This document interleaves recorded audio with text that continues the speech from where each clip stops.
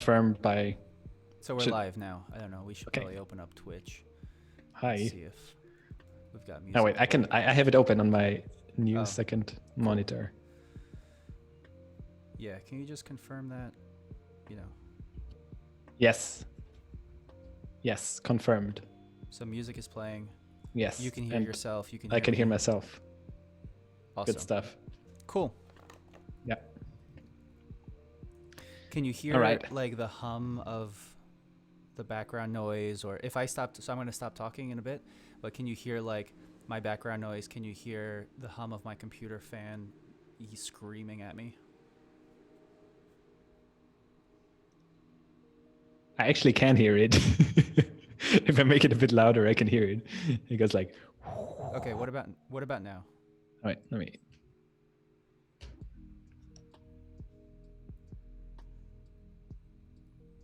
Something. It sounds like rain. It's kind of pleasant. It's like one of these, the relaxing sounds. Mm-hmm. Are you like? Oh wow, you're so loud. Okay. Okay. All right. If that's the case, then that's totally fine. I have it set up here that it's like negative 17 decibels. So anything, I guess there's a gate of 17 decibels. So if anything's lower than 17, it just won't pick it up. So anyway, whatever. Well, congratulations on this beautiful setup. I would say. Much. Am I already screen sharing? Yes, I am. Right? There you go. Can you just, before we start here, just another... Okay. Because there's nobody viewing this right now. Can you check if I switch scenes? Like, so on OBS, there's like scenes. Can I... Oh, hey, somebody's on here. Space Rest. Hello, Space Rest. If I switch scenes, does the stream black out?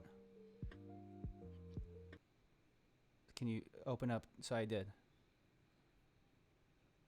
It does. Okay.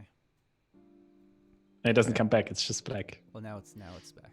It should be back now. Correct. Okay. Cool. All right. So I'll mess with.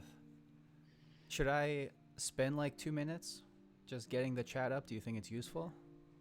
I think the chat shows up. I just saw it. It just popped up inside of the stream. No. Like right inside of the stream. On the screen, not in the stream. So like on the stream video, as an overlay. Yeah. Yes, that's what it did. Really? Yeah, really. All right. Type something. You don't have to. Well, I also can't see it. So hold on. If I change it to this, it should show the chat.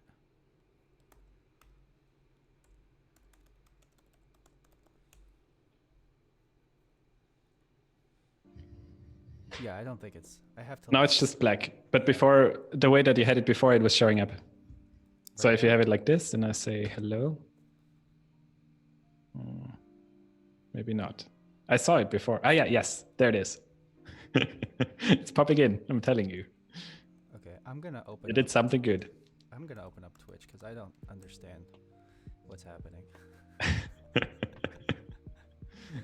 I don't know if it's very readable because it's kind of like in white on white, but it's there. I don't know if it's very readable because it's kind of like in white on white.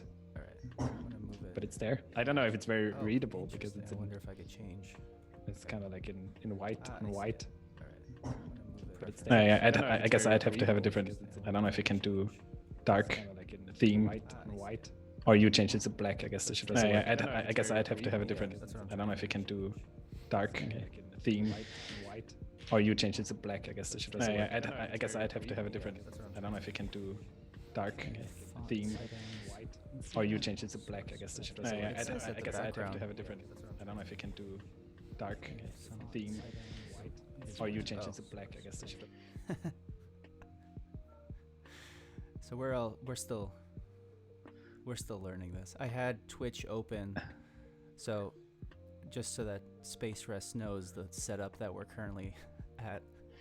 Martin's voice is coming in through my speakers, and because I had the Twitch stream open in another tab, I couldn't hear it, but it was actually projecting Martin on loop. Oh. I'm glad it went nice with the lo-fi though. All right, it says the background color is black. There was some moment like you hovered somewhere and then it like gave like a gray background to the chat. I don't know, it's not there now, but it was there for a second. It seems like you moved something and then this happened. I don't know. Anyway.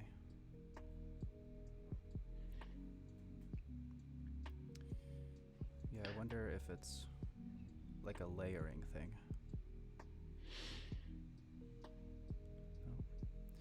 Anyway. No, okay. Yeah, if you want to just, so now I see it. I see it through OBS. So like, if you want to just start with the quick like catch up from last time, and then I can mess around with it. Yes, let's do that. Okay, so all I did before getting started here was just rerunning the stuff that we did last time, which is still inside of the MNIST notebook.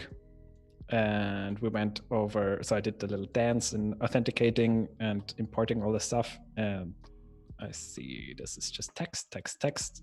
We got the paths. I'm just going to quickly scroll over this to see what we went over.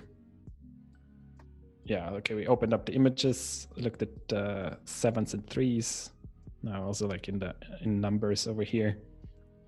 Scroll. And with the beautiful theme, what was that? Poo-boo.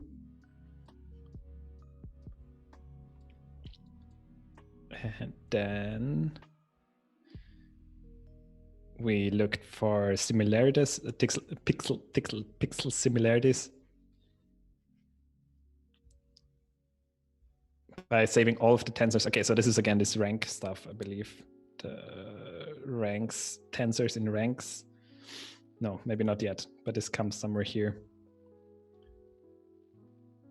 Here, after we stack the tensors, we get a rank of 3, which then just means that it has these 3 dimensions, but somehow all of the images sit, like all the 6,131 images of 3s sit inside of this first rank of the tensor, I guess. I still don't quite get it, maybe one day. But that's its shape. We got the stacked 3s, then we did the same thing with the 7s somewhere, and then calculated the mean.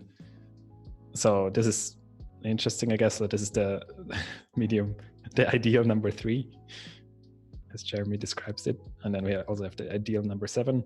And then we set up the comparing the difference, and what was it?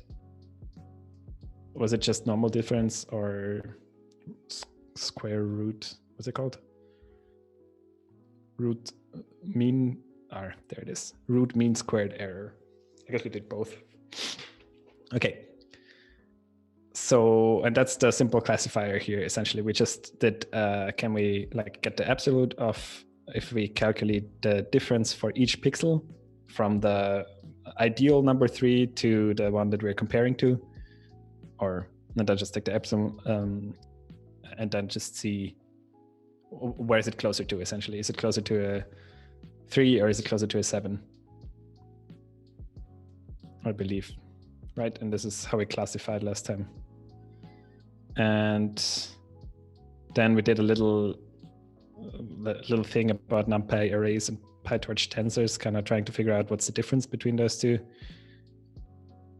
And I think the difference, if I remember correctly, was just that you can run tensors better on GPUs, and the NumPy arrays are more just for calculations that they do in the CPU. That's really the main difference. Otherwise, it's all multidimensional matrices. Yes. And then we're already nearly at our start off point. Array, this was just, we played around a little bit with how you can slice arrays or tensors in the same way.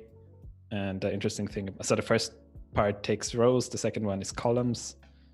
So here we're saying get all of the rows, of all of the rows, get the first column, which is the second column. So it's all of the rows, which is 2 rows in this tensor, and then the second column, this. So it pops in 2 and 5 and reformats it as a maybe one-dimensional, or maybe this is rank 2 tensor, something. And then we tried this similar thing if what happens if we take a slice, because you can also take the slices both from the rows and from the columns. And if you slice the rows, take all of the rows, it keeps them as separate tensors. I'm sure there's some really nice graphical way of how this makes sense, but well, we'll see. Some more slicing, and then we also learned that you can just calculate with tensors, and it applies it on a metric. So like each element wise, is that how you say? You go like this one, for each, and you can do this with plus, minus, divided, and multiplications as an example. And then there's more. Nick, you're missing all of this great catch up. You get the chat going. We got the chat going. The chat's nice. You know? Awesome. Good job. We're going to have to like mess around with it to make it look a little bit better, I think, moving forward. But Sweet. Actually, if anything, can you just do like Command plus on your screen to make it a little bit yes. bigger? Ooh. Should I go one more? I think that looks pretty good to me. Just so like it's also not a pain it's readable for you to edit as well. Let's try like that. This is pretty big, but maybe that's a bit too big. I'm gonna go one size down. Yeah, I think Martin, you can see the chat, but you have it in another tab or on another monitor, right? Like you see the stream. I do, yeah. Okay. Yes. Cool. So yeah, adjust it, how you think it's appropriate, because right now like we're not utilizing the bottom part of the screen because of whatever, but so it's a lot of black today. Lot of black bottom. Maybe we could put stuff there later. You can put our faces down there, right? And then they're nicely framed. Well, that's true. Actually, no, I can't, because they won't go lower. It's just a mess. It's an entire mess. Yeah. Don't worry about it. Next time.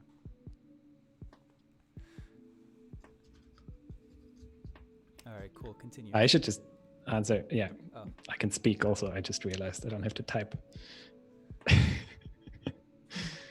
Anyways, yeah, so I news like for the first time since we've been doing this streaming, I actually managed to set up a second monitor so I can see the chat this time, which is exciting for me, because before I was relying on Nick to actually tell me what's going on.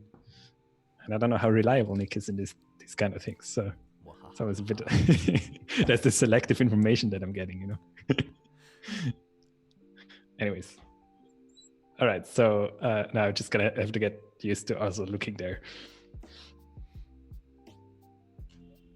All right, so here's what is this? I'm already nearly at the stochastic gradient descent section of this thingy in the recap. So here we just did some normalization, making sure that all of those are between 0 and 1, all of the pixel values that we're comparing to. That's why we're dividing by 255, which is what the grayscale or whatever, what the values for the pixels are recorded from 0 to 255. So we're getting them between 0 and 1 for all of them. And then,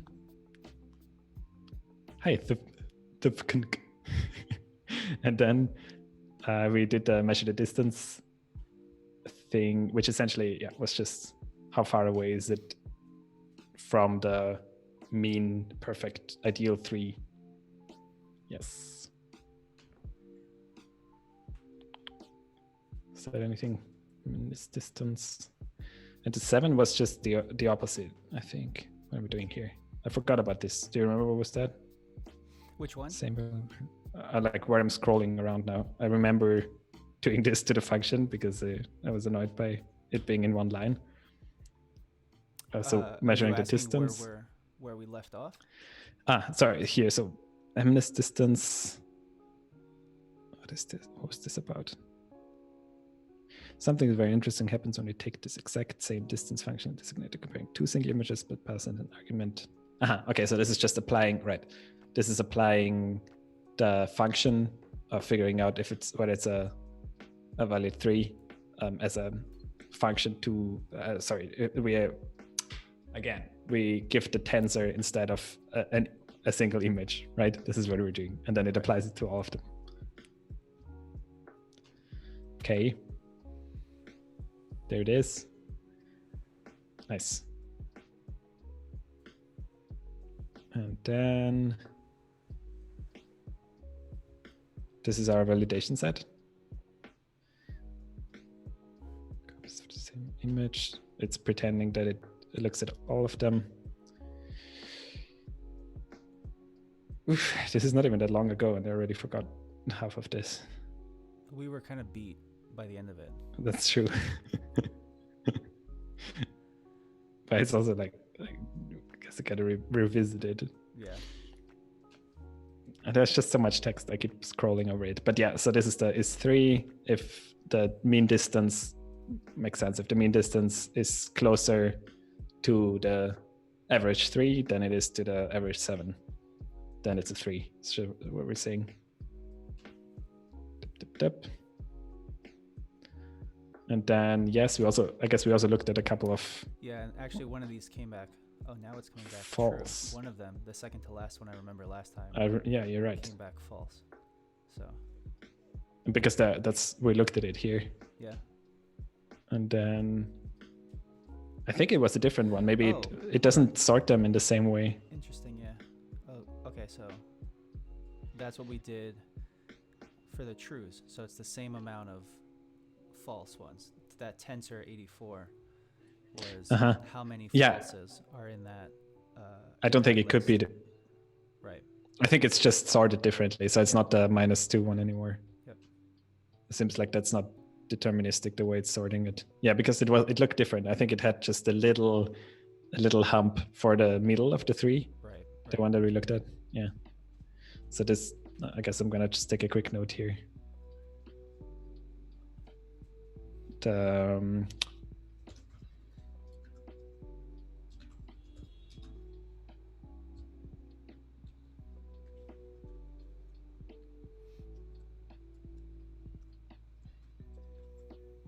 I wonder what we did. I wonder what cell we ran that changed the order, because that 3 is the same 3 that was there before you ran that cell. No, I actually ran all of this before. Okay. Yeah. So this is just this run of the notebook today. This is the 3 that is the second to last one. Got it. The tensor sorting is not always the same. So running this the second time, we get a different sort order for the incorrect classified numbers. The 3 display below.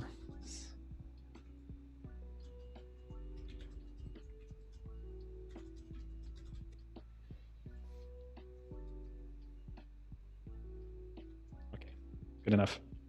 Just a short note that I remember what was going on there. All right, and now we do all of that, calculate the difference, and then let me try that.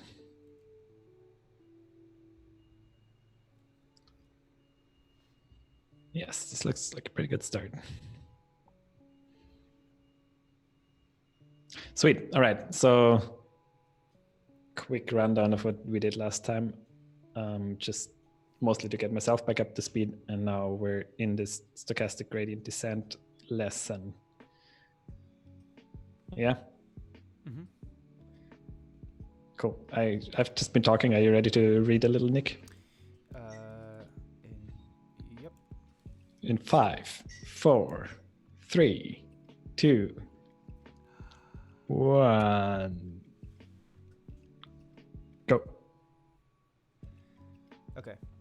So stochastic gradient descent, or SGD. Do you remember the way that Arthur Samuel described machine learning, which we quoted in open and close bracket question mark? Suppose we arrange for some automatic means of testing the effectiveness of any current weight assignment in terms of actual performance and provide the mechanism for altering the weight assignment so as to maximize the performance. We need not go into the details of such procedure to see that it could be made entirely automatic and to see that a machine so programmed would learn from its experience. And as we discussed, this is the key to allowing us to have a model that can get better and better, that can learn. But our pixel similarity approach does not really do this. We do not have any kind of weight assignment or any way of improving based on testing the effectiveness of a weight assignment. In other words, we can't really improve our pixel similarity approach by modifying a set of parameters. In order to take advantage of the power of deep learning, we will first have to represent our task in the way that Arthur Samuel described it. Instead of trying to find the similarity between an image and an ideal image, we could instead look at each individual pixel and come up with a set of weights for each one, such that the highest weights are associated with those pixels most likely to be black for a particular category. For instance, pixels towards the bottom right are not very likely to be activated for a 7 to the bottom right, okay? So they should have a low weight for a 7, but they are likely to be activated for an 8. Pause for a second. Sorry, I lost the train of voice. Let me try. Can I wait? I'm just gonna do. Can I reread it? Sorry about that. Instead of trying to find the similarity between an image and an ideal image, okay, this is what we were doing. We could instead look at each individual pixel and come up with a set of weights for each one, such that the highest weights are associated. The highest weights are associated with those pixels most likely to be black for a particular category. Black means there's a part of a number. For instance, pixels toward the bottom right are not very likely to be activated for a 7. So they should have a very low weight for a 7, but they are likely to be activated for an 8, so they should have a high weight for an 8. This can be represented as a function instead of weight. Okay, thanks. I'm here again. Welcome back. Okay, so per 8, xw equals x times w times sum. I don't even. All right, we're just gonna. Okay. Per 8. We're gonna take per 8. Prate. Xw. X times w dot sum. Right. So before we start guessing at what x is, I see on the next line. Do you remember there was something about that, right? Yeah. Something about that I should learn. All right. So here we're assuming that x is the image represented as a vector. In other words, with all of the rows stacked up end to end into a single long line. And we are assuming that the weights are vector w. Okay. If we have this function, then we just need some way to update the weights to make them a little bit better. With such approach, we can repeat the same number of times, making the weights better and better until they are as good as we can make them. Okay.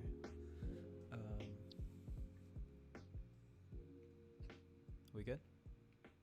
I was intentionally scrolling up so that I would get another second to process the sentence. So I can't keep reading, but here you go.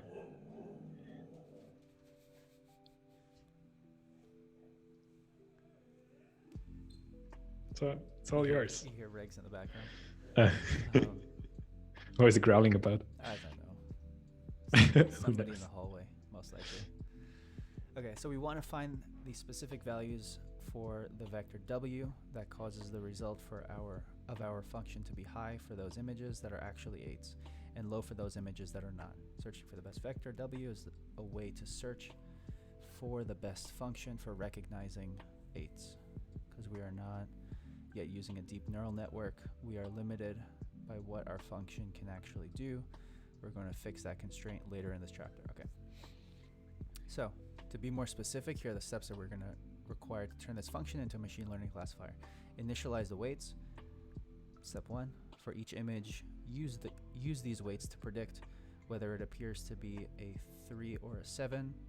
Based on these predictions, calculate how good the model is, its loss, calculate the gradient, which measures for each weight how changing that weight would change the loss. Okay. So the gradient measures how adjusting the weight changes the loss. So the relationship between changing the weight and the loss. Yeah, does it get steeper if you change the weight? Like what happens to the curve, I guess, is what I'm trying to picture it in this curve kind of way, yeah. Okay. 5, step. That is change. So step all the weights based on that calculation. Okay. Go back to step 2 and repeat the process. Iterate until you decide to stop the training process, for instance, because the model is good enough or you don't want to wait any longer. Okay. All right. Cool. So makes sense. Mini recap.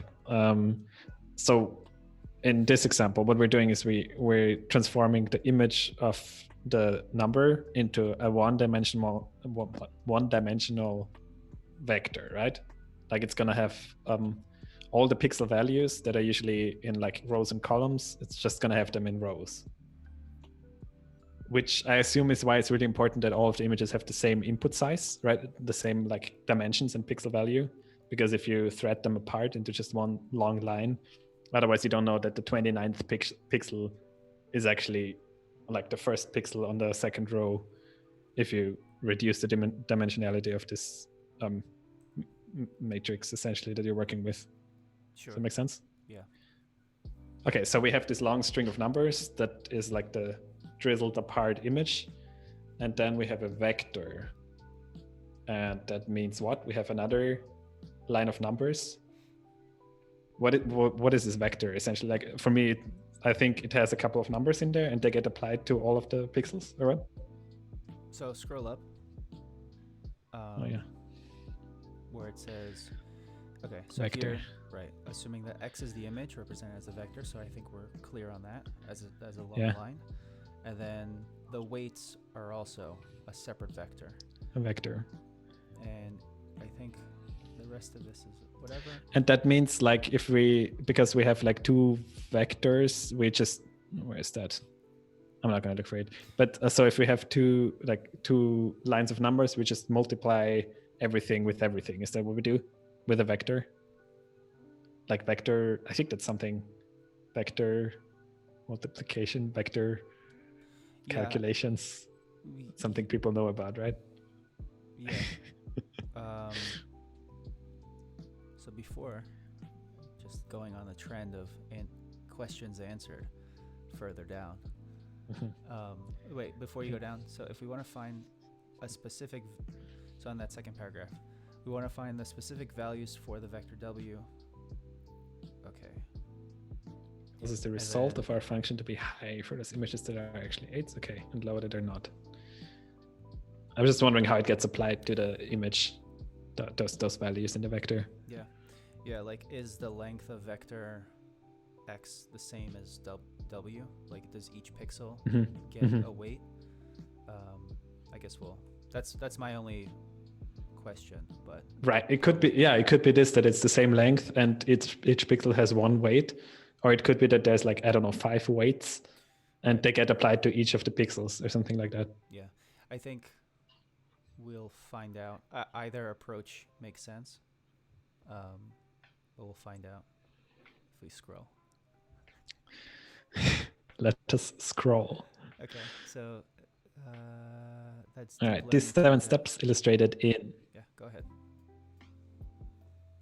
Oh, you just frozen me. Is that? Do I freeze for you too, or is it on my end? No, you're good. Okay. I see you fine.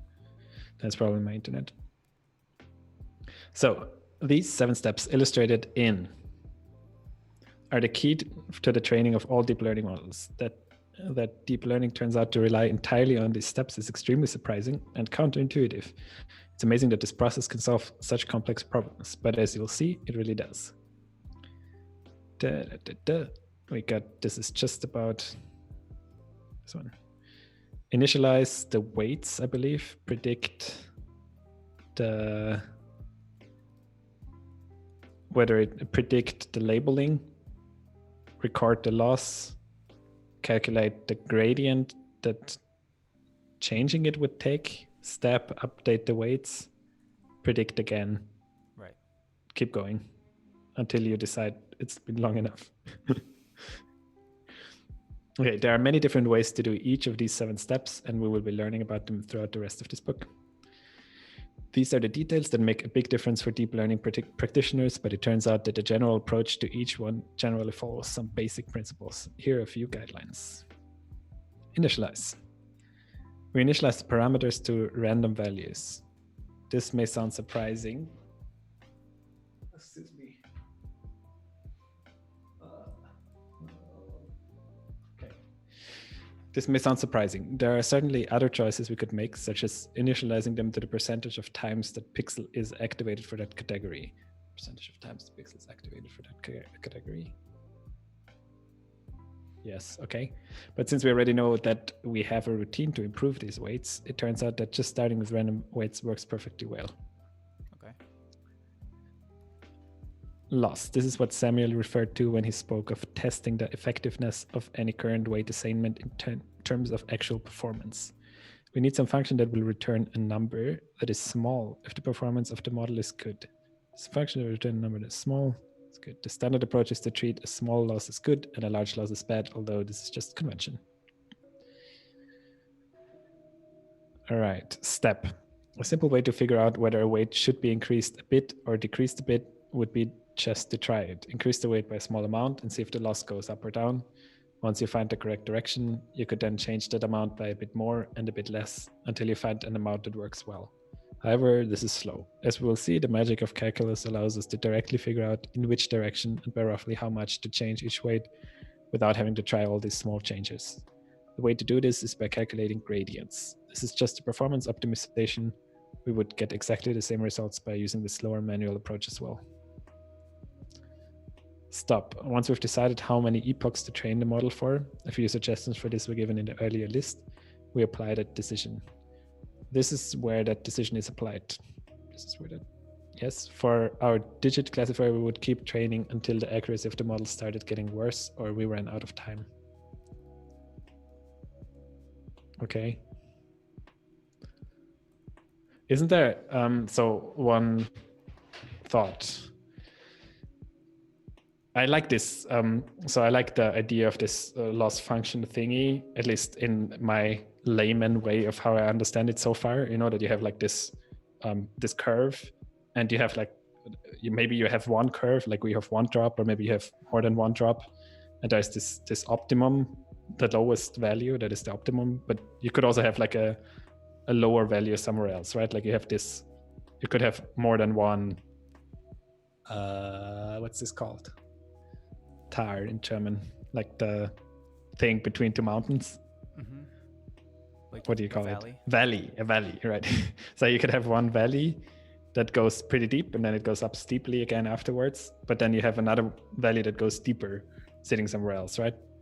And like the task of how do you find what's the, like it's easy for me to imagine how to find a local optimum, but it's kind of hard to know when do you need to keep going to like get over this other hump to find this other optimum that's like much more optimal. Right. On the other side of the second hump. Right. Yeah. Didn't you write a blog post about this? Oh, did I? About learning or something like that, no? Like years ago. I don't know if it ever got published. Yeah, when we were working on this thing. Yeah. I think it was actually something similar to this because we were working on that project to use. You're right. I did write something about this. So we were working on this project to like. So okay, there you go. To use machine learning to help grade projects, and I remember this was something that you actually were interested. I still am, and I still don't really get it. Oh wow, it's kind of nice and kind of depressing, but let's. Yeah. leave it at that. Sorry, I brought it up. No, it's all good. You read. Go ahead. Okay. All right, so before applying these steps to our image classification problem, let's illustrate what they look like in a simpler case. First, we will define a very simple function, the quadratic. Let's pretend that this is our loss function and x is a weight parameter of the function, okay? So it's just returning x. It's just squaring it. Yeah. Right. I was going to say, it's I think we're defining, or yeah, anyway. Okay, so yeah, go ahead and run that, so plot that. It's the same thing. It's just going to be the same, yeah. Yep. Cool. Use a warning. Now we get a warning too. Like, they didn't have a warning. You are not providing value for lint space steps. Oh, it's deprecated. We'll throw a runtime error in future release. Oh, this warning just keeps going. All right. Thank you. All right. You want to look at this some more? Should I zoom in a little? I'm good. You want to? Where would you place yourself in terms of mood at the moment? So what's funny is I actually rolling down. I had a conversation this morning about learning programming for the first time. Yeah. And the Dunning-Kruger effect of what's that? I think it's the Dunning-Kruger effect, where like when you're first starting out, you think you know a lot more than you do, and you feel very confident, and then you get the one that I saw it was kind of funny because the top of it was, they called it Mount Stupid. So it's like you've reached the peak of Mount Stupid, and then you start, as you're obviously learning more, you get into the valley of despair, and then you start breaking out of the valley into plateau of something, probably. It was like the plateau of bliss. It was up the hill of understanding, and then into the plateau of satisfaction or something like that. It was like a weird, nice. It's very strange, but I think on that scale, on that. So to answer your question, I think this is, if you were to just plot this as the Dunning-Kruger effect, I think right now I'm kind of just a little bit further from the valley of despair. I think we're further on the way up. Yeah, I think it's on the way up, but at the same time, who knows if there's another. Yeah, that's the problem with these things. You never know. You might just keep going down again. Local optimum somewhere. Yeah, like you don't know. All right, the sequence of steps we described earlier starts by picking some random value for a parameter and calculating the value of the loss. So plot function x, okay. Okay, so picking a random value is a random value. Yeah. What function? Well, it's not really random. In this case, no, but let's assume. So now we look to see what would happen if we increase or decrease our parameter by a little bit, the adjustment. This is simply the slope in a particular point. Okay. So adjusting it, and then they calculate the slope, and then they see is the slope going up. Didn't they call it something else before, not slope? Gradient. Gradient, right. Cool, but that's the same, right? Slope gradient, I would imagine. Loss parameter. Yeah, okay. Cool. We can change our weight by a little bit and calculate a loss adjustment. Again, repeat a few times. Eventually, we will get to the lowest point of the curve. Yeah, so stepping. Right. Boom. And then the slope changes or doesn't go down anymore, so you don't calculate anymore. Right. When you see the loss going back up, you know you've gone too far. You can adjust backwards. And I guess it's the same thing if you've chosen a parameter or a weight that's too high, right? If the value was not negative 1.5, but if it was positive 3, it would just be going, stepping down the other way. Cool. Yeah. This basic idea goes all the way back to Isaac Newton, who pointed out that we can optimize arbitrary functions in this way, regardless of how complicated our functions become. This basic approach of gradient descent will not significantly change. The only minor changes we will see later in this book are some handy ways we can make it faster by finding better steps. Cool. Right. Calculating gradients. The one magic step is the bit where we calculate the gradients. As we mentioned, we use calculus as a performance optimization. It allows us to more quickly calculate whether our loss will go up or down when we adjust our parameters up or down. In other words, the gradients will tell us how much we have to change each weight to make our model better. You may remember from your high school calculus class that the derivative of a function tells you how much a change in its parameters will change its result. If not, don't worry. Lots of us forget calculus once high school is behind us, but you will have to have some intuitive understanding what a derivative is before you continue. So if this is all very fuzzy in your head, head over to Khan Academy and complete the lesson on basic derivatives. You won't have to know how to calculate them yourselves, just have to know what a derivative is. Martin has a fuzzy brain, so he looks over to Khan Academy. Maybe.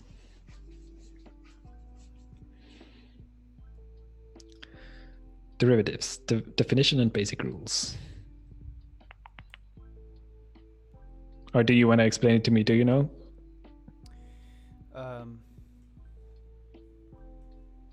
I have like a fuzzy remembrance. Fuzzy. Yeah. Calculus in college. But what's the question?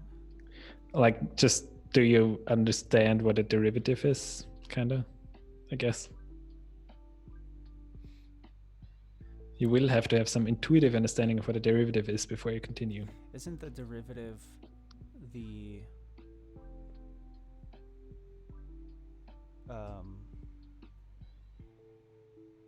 that thing? The rate of change of the slope? So you can calculate the slope of something using, what is it, like mx plus b was the... Oh, that's getting the slope. Uh-huh. And then... And what's the derivative in there? I think the a derivative is the rate of change of a slope. But... The rate of change of a slope. Yeah. Do you want to watch this? Should we? Sure. I could put it on loud. We're streaming the learning process, right? So yeah. That's fine. I was thinking how, like, what's a good way to get the audio also on the stream? Should I try? Why don't you play it, and then just start raising the volume? I had actually. Can you say again? I mean, play the video and then just start raising the volume, and I can. Okay, you let me know how it is. Yeah. Okay.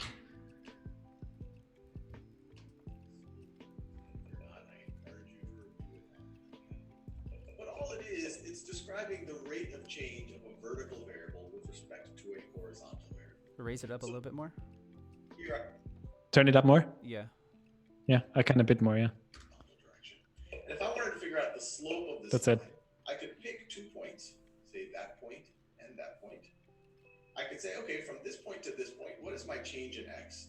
Well, my change in x would be this distance right over here. Change in x, the Greek letter delta, this triangle here, it's just shorthand for change. So change in x. And I could also calculate the change in y.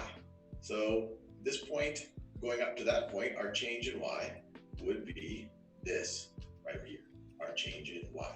And then we would define slope, or we had defined slope as change in y over change in x. So slope is equal to the rate of change of our vertical variable over the rate of change of our horizontal variable, sometimes described as rise over run. And for any line, it's associated with a slope because it has a constant rate of change. If you took any 2 points on this line, no matter how far apart or no matter how close together, anywhere they sit on the line, if you were to do this calculation, you would get the same slope. That's what makes it a line.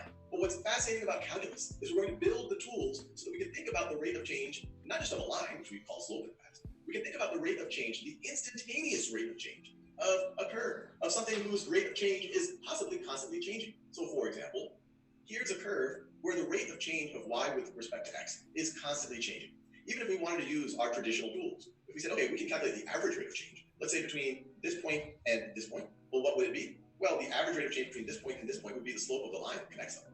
So it would be the slope of this line, of the secant line. But if we pick two different points, we pick this point and this point, the average rate of change between those points all of a sudden looks quite different. It looks like it has a higher slope. So even when we take the slopes between 2 points on the line, the secant lines, you can see that those slopes are changing. But what if we want to ask ourselves an even more interesting question? What is the instantaneous rate of change at a point? So for example, how fast is y changing with respect to x exactly at that point, exactly when x is equal to that value? Let's call it x1. Well, one way you can think about it is, what if we could draw a tangent line to this point, a line that just touches the graph right over there, and we can calculate the slope of that line? Well, that should be the rate of change at that point, the instantaneous rate of change. So in this case, the tangent line might look something like that. If we know the slope of this, well, then we could say that that's the instantaneous rate of change at that point. Why do I say instantaneous rate of change? Well, think about the video on the sprinters, the Usain Bolt example. If we wanted to figure out the speed of Usain Bolt at a given instant, well, maybe this describes his position with respect to time. If y was position and x is time, usually you would see t is time, but let's say x is time. So then if we're talking about right at this time, we're talking about the instantaneous rate. And this idea is the central idea of differential calculus, and it's known as a derivative. The slope of the tangent line, which you could also view as the instantaneous rate of change. I'm putting exclamation mark because it's so conceptually important here. So how can we denote a derivative?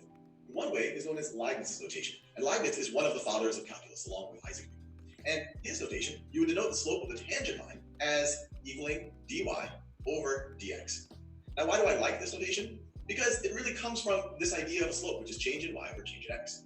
As you'll see in future videos, one way to think about the slope of the tangent line is, well, let's calculate the slope of secant lines. Let's say between that point and that point. But then let's get even closer, say that point and that point. And let's get even closer, that point and that point. And let's get even closer. And let's see what happens as the change in x approaches 0. And so using these d's instead of deltas, this was Leibniz's way of saying, hey, what happens if my changes in, say, x become close to 0? So this idea, this is known as sometimes differential notation. Leibniz's notation is, instead of just change in y over change in x, super small changes in y for a super small change in x, especially as the change in x approaches 0. And as you'll see, that is how we will calculate the derivative. Now there's other notations. If this curve is described as y is equal to f of x, the slope of the tangent line at that point could be denoted as equaling f prime of x1. So this notation takes a little bit of time getting used to, the Lagrange notation. It's saying f prime is representing the derivative. It's telling us the slope of the tangent line for a given point. So if you input an x into this function, into f, you're getting the corresponding y value. If you input an x into f prime, you're getting the slope of the tangent line at that point. Now, another notation that you'll see less likely in a calculus class, but you might see in a physics class, is the notation y with a dot over it. So you can write this as y with a dot over it, which also denotes the derivative. You might also see y prime. This would be more common in a math class. Now, as we march forward in our calculus adventure, we will build the tools to actually calculate these things. And if you're already familiar with limits, they will be very useful, as you can imagine, because we're really going to be taking the limit of our change in y over change in x as our change in x approaches 0. And we're not just going to be able to figure it out for a point. We're going to be able to figure out general equations that describe the derivative for any given point. So be very, very excited. Okay. This makes me want to review calculus, like to take the Khan Academy calculus course again. Like it just brought back some great memories and some really terrible memories from college. But you went to, did you go over the Khan Academy courses or? No, I did. No, just. I think it was up to I did calculus 2 in college. So we did all of this stuff and it was fine. And then what was calculus 2 is not the derivative, but the one that has like this big S squiggly line. I don't remember what it was. I think it started with an I. I honestly have the feeling we did not go over this. But I mean, I'm probably wrong. In school, yeah. We had a really bad math teacher. I don't know. Maybe that's the wrong way to say it, but I don't have the feeling I learned much of mathematics in school. I also didn't like it much. So that factored into it, I'm sure. But yeah, I have not really much recollection of any of these things from school days, only later when I needed it, like in a situation like this, if I would go look up something. Mm-hmm. Interesting. It was fun. I mean, I enjoyed it. I would like to go back because I haven't used this in obviously your day-to-day. Mm-hmm. Well, maybe there's a chance to do it with this stuff. Yeah. You know. I mean, he's just saying like you should understand what a basic derivative is. You're But probably anyway, not applying it much. before getting like too like in the weeds with calculus, I think we should just move on. Yeah. Okay. So basic intuitive understanding of what a derivative is. I think, yeah, you have this tangent on a certain point on a curve, and it's the slope of that tangent on the point in the curve. That's my intuitive understanding. That makes sense. Maybe it's going to be enough. Let's see. We did not complete the lesson. You won't have to know how to calculate them yourself. You just have to know what a derivative is. Good. The key point about a derivative is this. For any function, such as the quadratic function we saw in the previous section, we can calculate its derivative.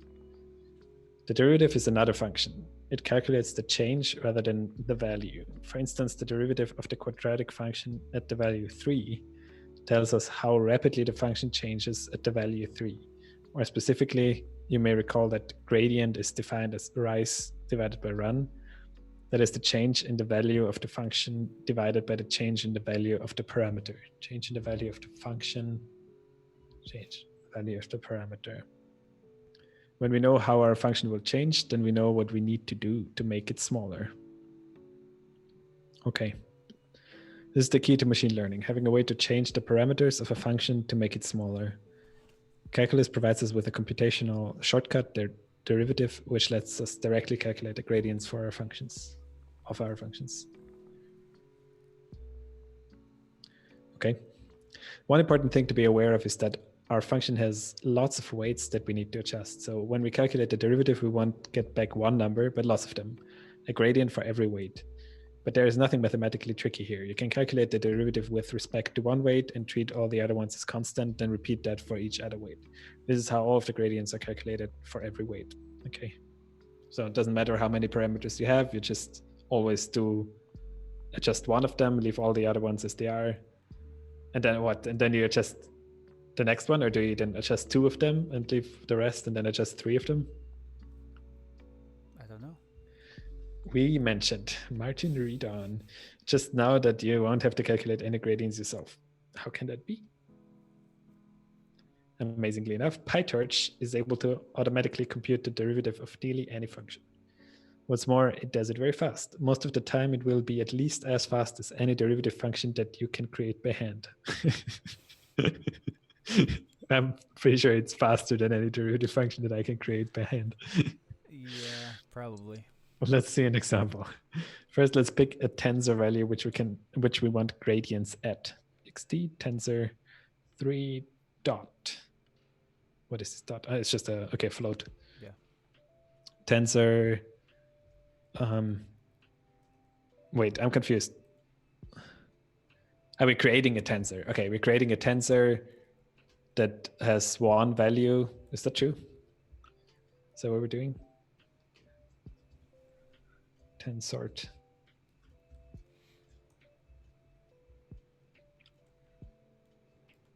I guess. Seems to be. I think it's just going to say tensor, no? Torch.tensor. And then can I do this?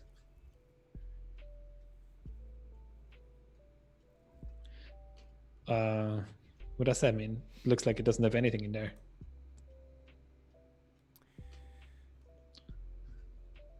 Is there anything different if I do this? No. I think the other ones were kind of like that, right? There was a kind of list. Okay, now we get one, yeah, shape one. Yes, I think before it's just, so in this xt tensor 3.1, right, it's just a value, right? So it's giving it the type tensor, but just not assigning that value. Yeah, it's just assigning it as a float instead of a list of floats. So yeah, just working with one value. So and then it's like a 0-dimensional tensor, or what? Because this looks to me like it's a 1-dimensional tensor when I put it inside of a when I make a list in there, right? Like this should be, even if it's floats, whatever, that shouldn't make a difference. This should also show as 1 if I do a shape, even though I have 2 values in there because of this one list, right? Or 2. Yeah, so, all right. So to answer your question, I don't know what the dot shape like the dot shape is something we were using further up when we were talking about these ranks of the tensors. No, I get that. I just don't know how it's defined in PyTorch, and then what is this tensor object actually, right? It's called a tensor, but what is the actual structure of the object, and then how are these like methods playing on it, right? Or maybe, I guess shape is not a method. It's a I'm confused though. You see, like if I put this all into a list, I get a size shape 4. If I put it without the list, I also get a shape 4. If I put one thing in there, I get an empty one. And if I put one inside of this, I get 1.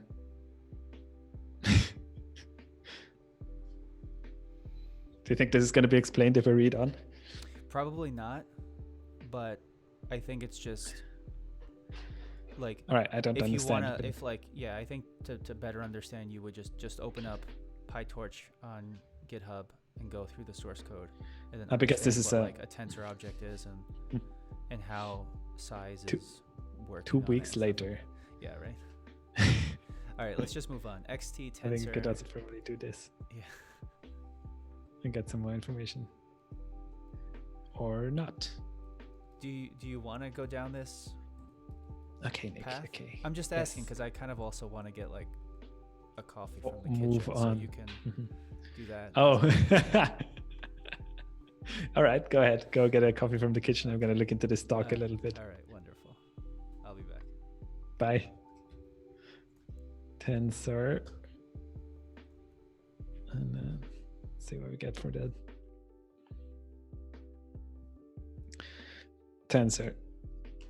I can even open up the docs. So nice. So I get an input X. It's gonna be the values, I guess.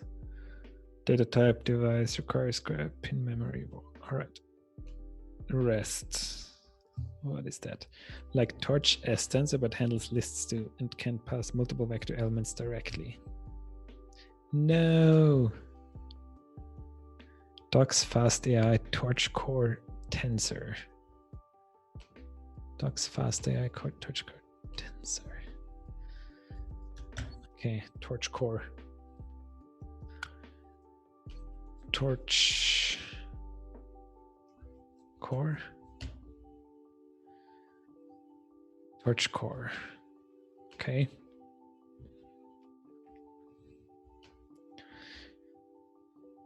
All right, so we were looking for the tensor. There it is. Tensor. Like torch as tensor, but handles lists too. Okay.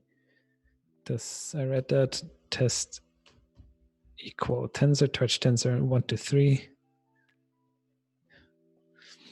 Torch tensor, okay. Torch tensor, tensor, torch tensor.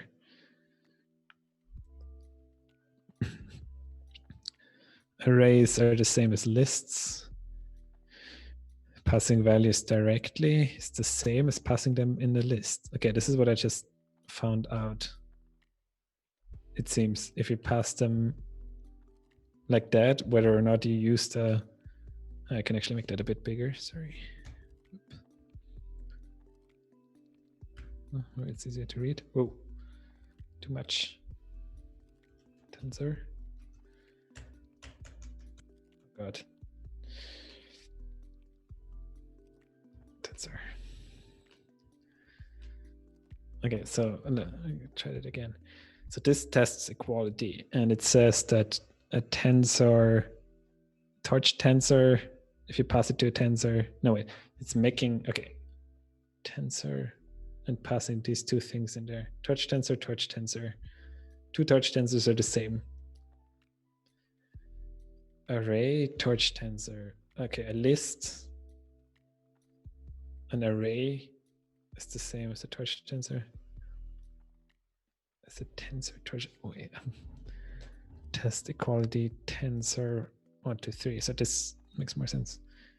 Torch tensor the same, and then test equal type tensor 1.0 torch to tensor 1.0.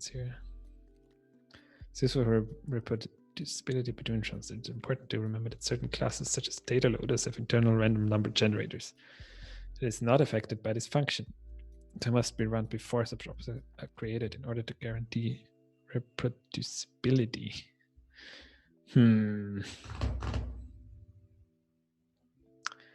Confusing for me.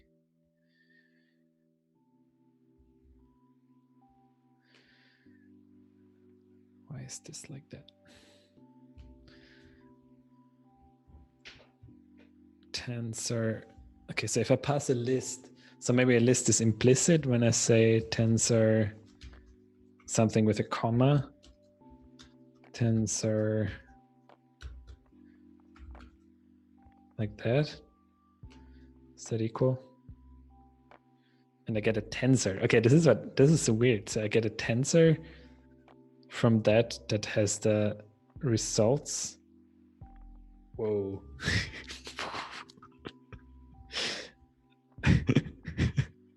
What is going on?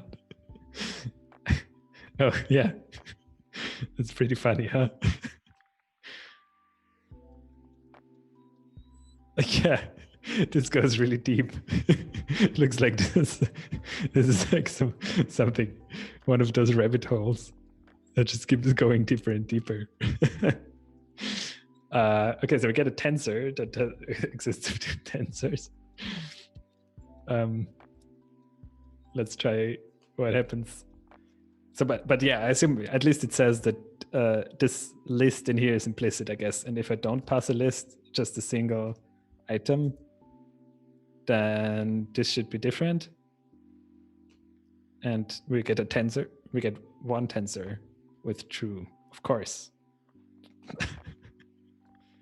Do we get the true here now? Should be. No, also not. Okay, I have no clue what's going on here. Tensor. The tensor 3 dot requires grad. Pause. I'm gonna make a little note in here. Confusing.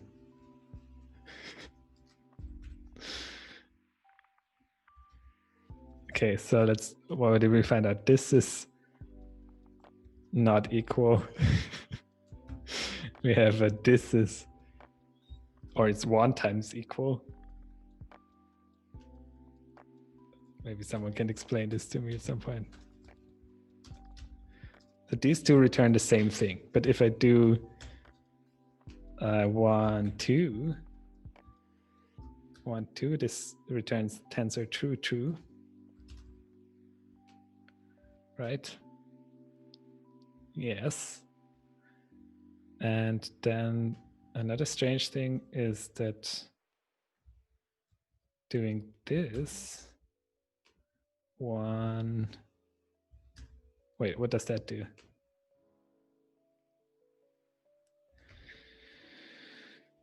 So empty list. Holy crap. All right, so I'm gonna take the advice from last stream and just read a little bit forward, because maybe something about it is explained down here. So notice the special method requires grad. Now you're not even touching on this, huh? 3 points. That's the magical incantation we use to tell PyTorch that we want to calculate gradients with respect to that variable at that value. Calculate gradients with respect to that variable. Hi, Nick. I'm back. Hi, welcome back. Thank you. I'm not going to bother you with this. It's very confusing. But feel free to think about it if you want. No, I'm good. I'm totally. You're good. Just moving on. I'm good moving on. Yeah. No. With any stuff like this, like I was working on, something outside of this course yesterday, and there was like within like the standard library, there was just this. It was like in the SQL package or the like net or like some sort of like net HTTP or URL package. I don't know, whatever in Go. And I was like confused how it was like doing something. I'm like, I'm not even going to worry about this. It works. I don't need to look at the structure. Blessed be thou. Yeah, because I just knew I was gonna go down like a 2-hour rabbit hole, and I just wanted, and it was something so insignificant. Like, it was like to validate a URL or something. And but for me, the thing is, like, I really don't think that I understand like last time I kind of was like, okay, a tensor is just a matrix, right? That is optimized for GPU calculations. That was kind of like my check mark next to tensors. But what's that about?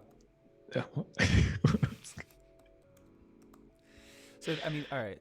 So this is using PyTorch, right? Yeah. So I checked up their documentation here, but this is not very helpful for me. It doesn't really go anywhere much. But you're probably right that we could try using some PyTorch Tensor docs or something. But yeah, I'm not. Let's move on. You sure? Yes, I'm sure. I'm so sure that I let you read. Okay. And I can't stop it. I mean, I still always have the power of scrolling, but. Ooh, that reminds me. Should I request the power again? You don't need it. I don't know if you can handle it. Just keep going. Ooh. All right. So notice the special method requires gradient. Gradient, probably. Requires grade. That's the magical incantation. I haven't seen that word in a while. We used to tell last time when you read Harry Potter. I've actually only read the first 3 chapters of the first book in Harry Potter, and it always stirs up some controversy when I state that fact to friends. I still haven't read anything more since then. I'm fine with it. I'm not gonna shame you for it. Thank you, Martin. No worries. We used to tell PyTorch that we want to calculate gradients with respect to that variable at that value. Okay, so this is the okay, got it. It is essentially tagging the variable. So PyTorch will remember to keep track of how to compute gradients of the other. PyTorch will remember to keep track of how to compute gradients for the other. Direct calculations on it that you will ask for. I don't know if I woke up not understanding English today, but that's a very confusing. I think it's a sentence. dense chapter. I think this whole chapter is pretty dense. I think it's good that we have like a separate, that we're just going to look through this chapter today, because I also have troubles understanding things. Yeah, I don't know. Anyway, all right. It's less smooth than the first part that we went over last time, definitely. Totally, but like compared to the first one was like, this is a grizzly bear, this is a black bear, this is a teddy bear. And we're like, easy to understand. I get it. Teddy bear. Yeah, the difficulty just ramped up like crazy on this one. Or just got the density. But I think he also says in the thing that we can also check out. Yeah, if we want. This is like the most dense. The technical one, yeah. And if you just want to apply it, you can also skip it. I think he says that, but right. We can go over it, and we can understand 20%, and then we can continue, and then we can come back some other time, whatever, until it sticks. Keep throwing stuff on the wall until it starts sticking. All right. All right. So let's continue. This API might throw you off if you're coming from math or physics. In those contexts, the gradient of a function is just another function, i.e. its derivative. So you might expect gradient-related APIs to give you a new function. But in deep learning, gradients usually mean the value of a function's derivative at a particular argument value. The PyTorch API also puts the focus on the argument, not the function you're actually computing the gradients of. It may feel backwards at first, but it's just a different perspective. I don't know how I feel about that. I have no troubles with it because I don't have the background. Yes. All good. All good. All right, now we calculate our function with that value. Notice how PyTorch prints not just the value calculated, but also the value that has a gradient function A note. Note. Hold on. Notice how PyTorch prints not just the value calculated, okay, but also a note that it has a gradient function it'll be using to calculate our gradients when needed. Okay. Okay, so just okay. So it's just telling us here that it has a gradient function. Yeah. Mm-hmm. Okay. So f, did we define anything about f? Is this just just an inbuilt function, huh? No, we defined it. We did above. No. xt Stoch tensor, like somewhere up here or what? Yeah. No, wasn't. Plot scatter. We're just doing platter. You're right. There it is. Squaring it. Yeah. Right. Okay. So this is our toy function. Mm-hmm. So it seems like any function that we define has a gradient, or did we assign this anywhere? So I think it's. I gotta test that, because this seems like it's just a function, right?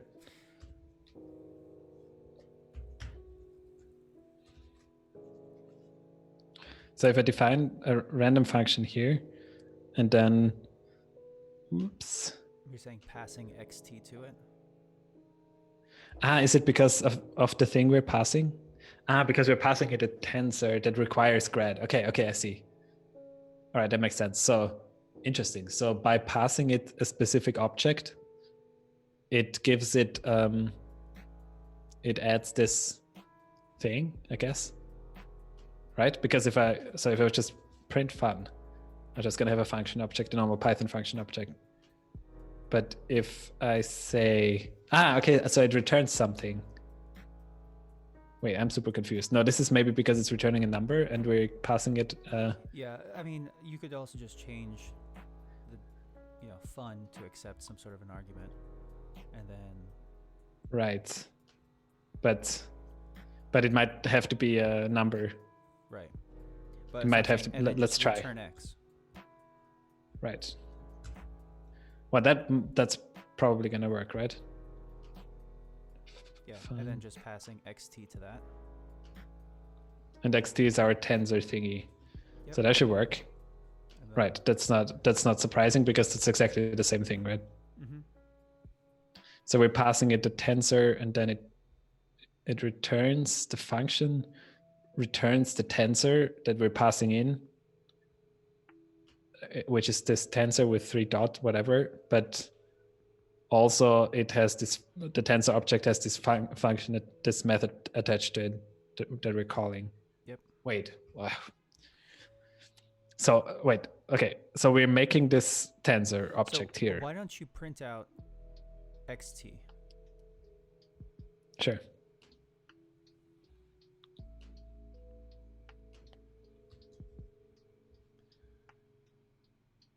Same. So it's, yeah. So xt is a tensor object. So we gave it this number, whatever, really, like we initialized the tensor with this number, and then we called a method on it. Which seems like just changes a Boolean somewhere. Within the structure of whatever a tensor is. So. And just says, like, if we don't call this wahrscheinlich.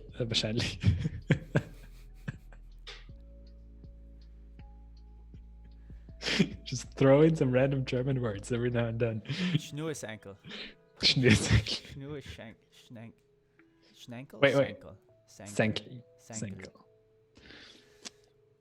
Yeah. I think it's just, and I'm sure there are other, methods you can run. Right. Requires. We have some other things we can require. I still don't know how to call up this. Isn't it? We said it's Command Shift Tab, Alt Tab. No, that jumps to the next tab. That's cool. Control Tab goes to the next tab. Where was it? Double. I thought it was double tab, but this is such. Wait. Or double shift or something. Dot I don't know. Config require grad. Was it that? Require grad. Great. Underscore. Then like that, right? Yep. And just run it and then run xt and see if no. That wasn't it. Requires. Yeah, I think you're right. Yep. requires grad Schmetterling. Russ just called the Schmetterling function. What is? Or was that an object? Do you know Schmetterling is a butterfly? Is that what you said before? No, I said wahrscheinlich, which means probably, or something like that. It's funny though when that happens, when it switches around. Okay. So I'm halfway happy with this. We're making a tensor, still a bit of magic in here, but then we're just calling a method on the tensor that flips the switch and requires grad to true. And then we can pass that tensor that requires, so is it saying it's using this function as the gradient function? Is that what it's saying? If we pass it in like that?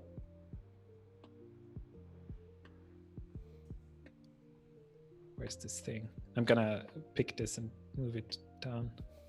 It's such a complicated function. I couldn't have made it myself. We did make it ourselves. We're just not changing x. You don't have to do anything. Just square. This is why I put it here. Okay, sure.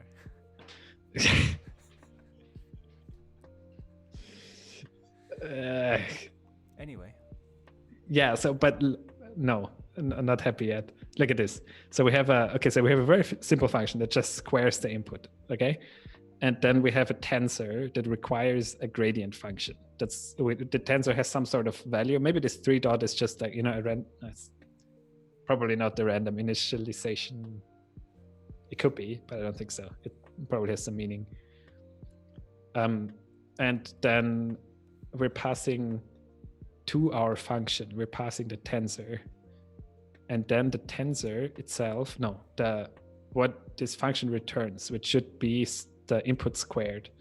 So the tensor squared. Yeah, that's what it does. It squares the number that was in there and changes the name of the, like before it.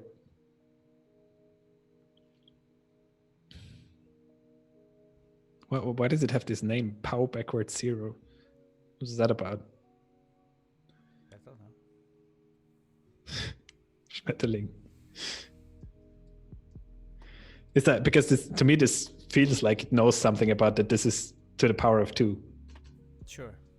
But this is like introspecting the function and figures out what it does and then gives it a name and prints out that name. But that's like crazy. So, I mean, what do you get when you run the fun function? So this one? Yeah.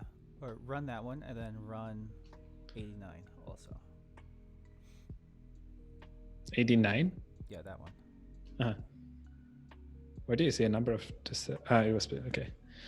Yeah, so it doesn't square it, it just returns it back and requires grad true. Yeah, so what's interesting now is because you're not doing anything to it. So do like x plus 1? Plus, yeah.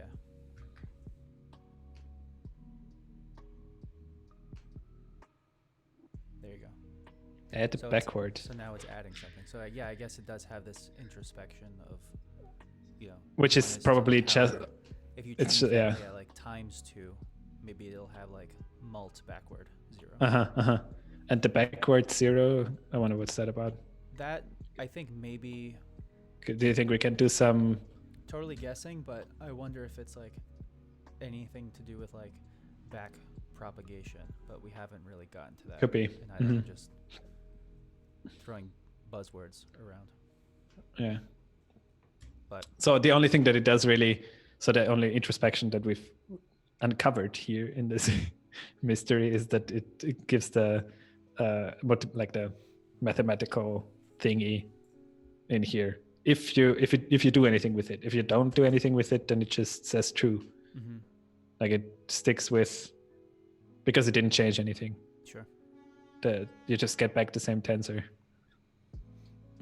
So this gives us some sort of like way to understand what has happened with the with whatever tensor we passed in. Maybe. You're scrolling on Instagram? No, I'm looking at the screen. I'm just kidding. Oh yeah, here. So the backward here refers to back propagation. So, did you scroll down to read this? This is crazy. Did you scroll down to read It's this? such good learning material. Except the 3.0, I still haven't gotten that stuff answered. Okay. It's gonna happen. It's gonna happen.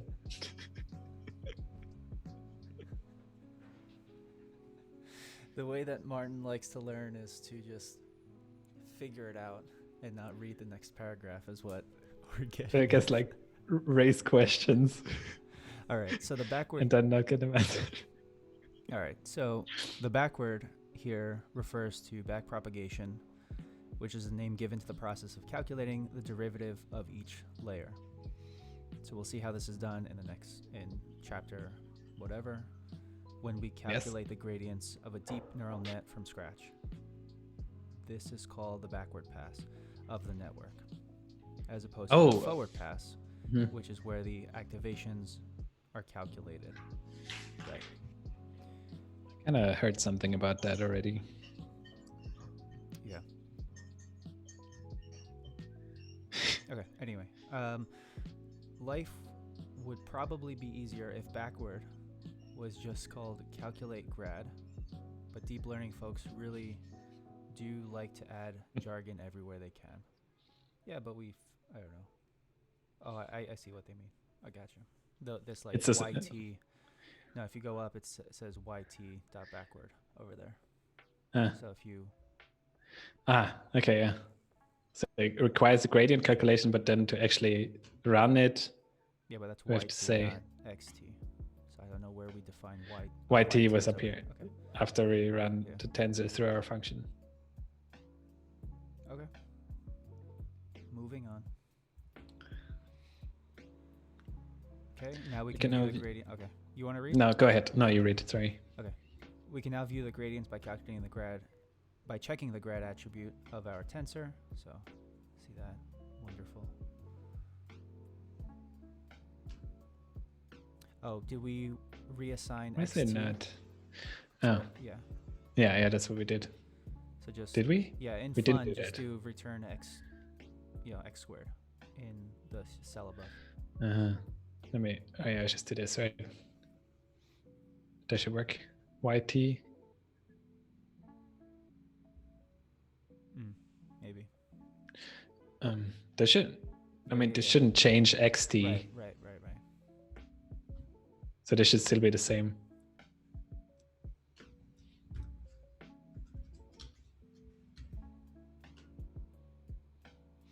Huh. That's disconcerting. XT, are you still around? You are still around. Looks the same as it did before. We have F. We pass the tensor to F. Maybe they were trying to do back propagation. Yeah, why would it be on of our tensor? Okay. Huh. What?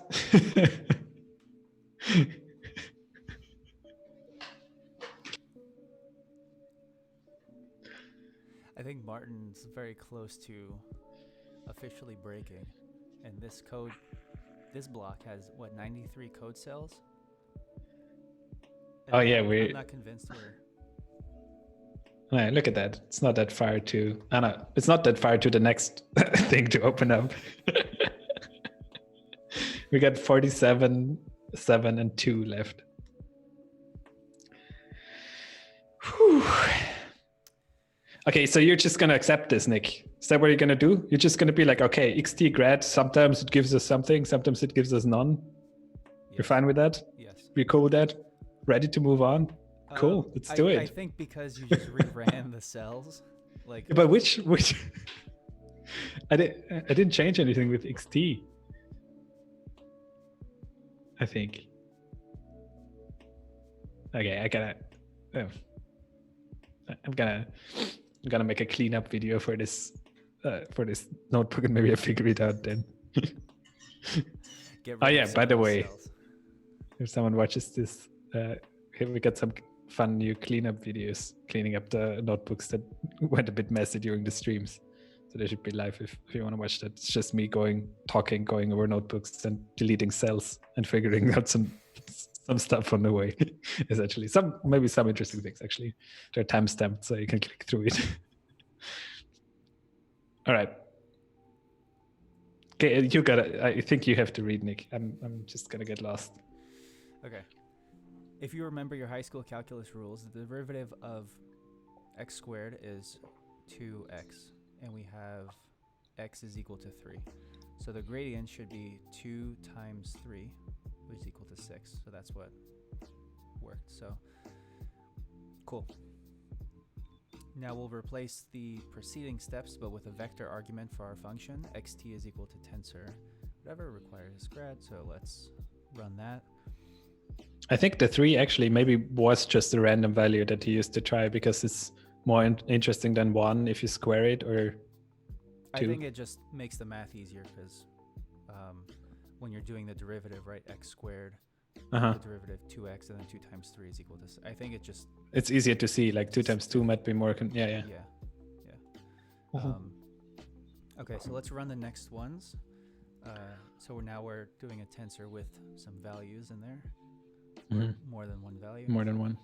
We'll add some to our function so it can take a vector, rank 1 tensor, and return a scalar, I think. Scalar. A rank 0 tensor. Okay. Vector is a rank 1 tensor. Scalar is a rank 0 tensor. Okay. Got it. So scalar is just a number. Yeah. So before we run this function, I think what's happening is it's going to go through all of the values in that tensor above, right? So scroll up a little bit. So 3, 4, and 10. And then return back 2 times 3 plus 2 times 4 plus 2 times 10. I think it's going to return 3 times 3 plus 4 times 4 plus 10 times 10 because it's squaring them, right? Scroll up. It's 2x. Oh. Yeah. Because so derivative of x squared is 2x. Huh. Okay, I see what you're saying. Yeah. So scroll down and then we'll see. I see. Okay. It says the answer right there, 125, but I don't see how 2 times 3 plus 2 times 4 plus 2 times 10, unless it's... Is it not? No, unless it's... No, 2 times 3 is 6. 6 plus 8 plus 20 is... What's our tensor? Xt. I think we can just do tensor multiplications like that, right? Yeah. Raz is leaving. Oh. Thanks for joining in. Geeky fun, yeah. Awesome. See you next time. Schmetterling. Bye-bye. Yeah, take care. See you next. Hopefully, this was entertaining. And we learned something. Being so lost. Yes. Guten Tag. Bye-bye. Ciao. Okay. All right. So this multiplies it by every value, right? This would be two times, but then we want to sum it. So it would be essentially this, right? But that's 34. Yeah. So what I'm saying is, I think actually, if you go back and so it is squaring them. Yeah. Actually. So. No. That makes sense. No. No. It's squaring each one and then adding them. That's what I just did though. No. 2. Why is it 8? 10 to the power of 2 is not 1024. You're squaring xt. Right, so it should be 9. Yeah, why is it 16 and then why is it 100? That other thing. 3, 4 xt to the power. Because I'm doing 2. Oh, interesting. I'm squaring it to the tensor. Right. Oh, so you were right. Then 2, 3 is 8. to the Uh-huh. 2 to the third. Yeah, I was doing binary. That's why we got the 2 to the power of 10 was 1024. Right. Yeah. Interesting. Okay, yeah, sure. It has to be on that side. Makes sense. Yeah, and then the sum of that is equal to 125. 9 plus 16. Okay, so it was what I thought initially. Can we do that? Is that too messy? Python, did you let me do that? Yes, you do. Okay. Gracias. So it does apply. Yeah, okay, so it does. So what was that then about over here? Derivative. Which is what PyTorch calculated for us. I think let's So let's do the grad. There it is. Yeah.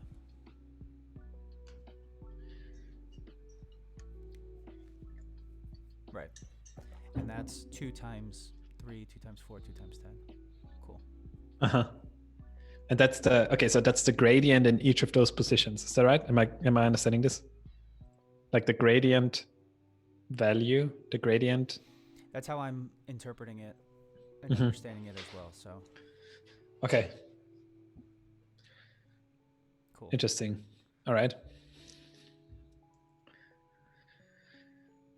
Cool. So stepping with a learning rate. I think that may... So the gradients tell us on the slope of our function. They don't actually tell us exactly how far to adjust the parameters, but gives us some idea of how far. If the slope is very large, then that may suggest that we have more adjustments to do, whereas if the slope is very small, may suggest that we are close to the optimal value. Cool.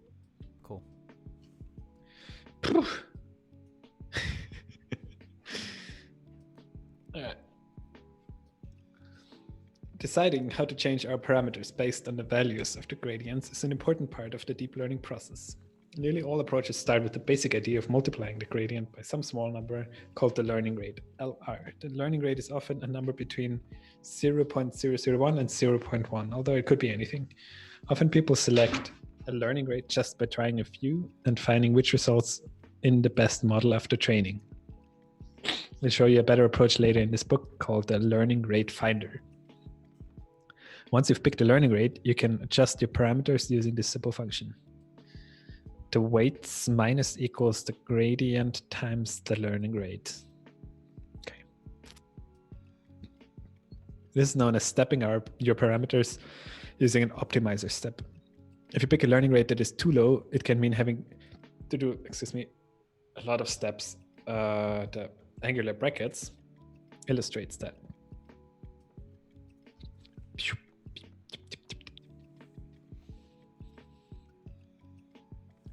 Picking a learning rate that is too high is even worse. It can actually result in the loss getting worse, as we see in this.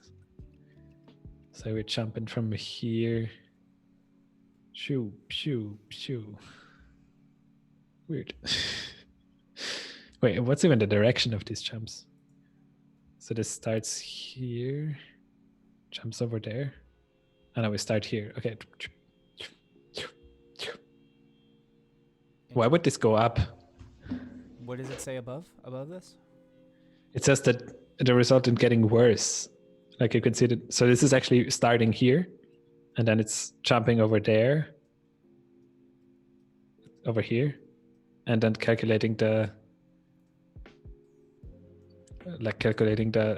slope here, and then it decides to jump over here.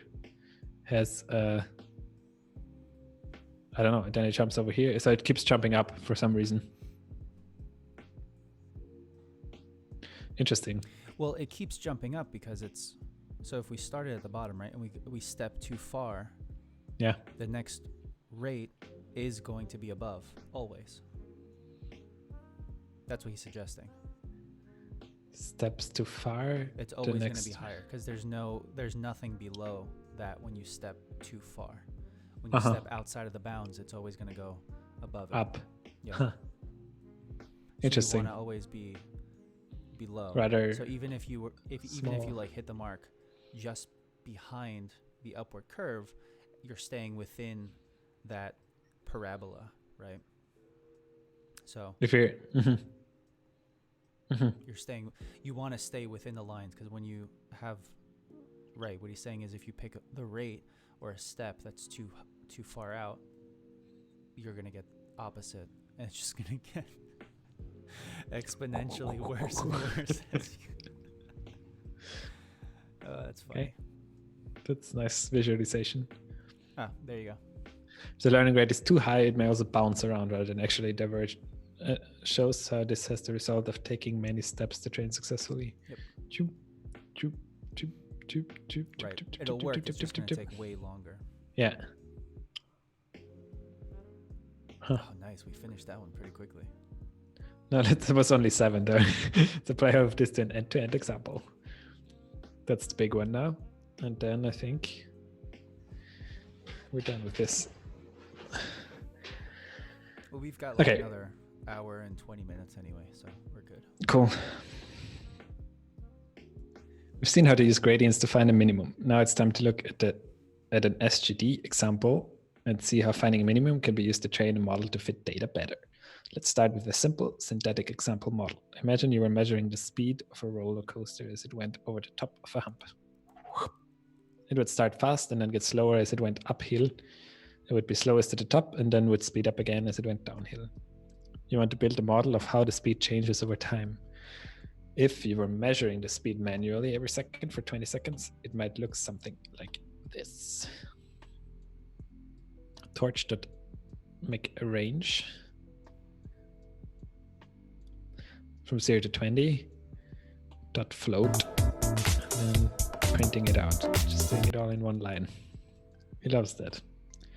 0, 19. So that, what would it be? That's the 20 seconds. Okay, that's the time. 20 seconds, and then making random numbers.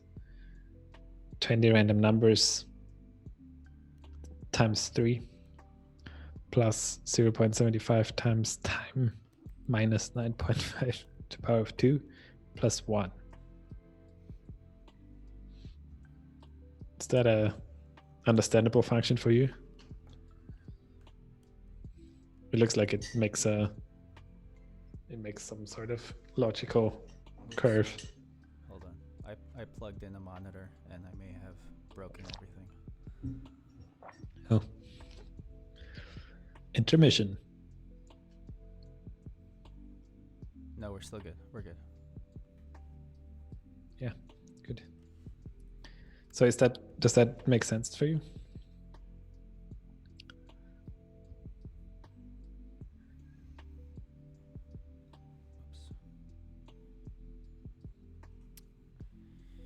I wasn't paying attention. I see. Well, so far we just made some seconds. We made a tensor that holds a couple of floats for the seconds, and we want to model like the movement of speed. But then he's using this beautiful function here that maybe is not that difficult, but for me it looks kind of confusing. So I was wondering whether you have any idea what's going on here.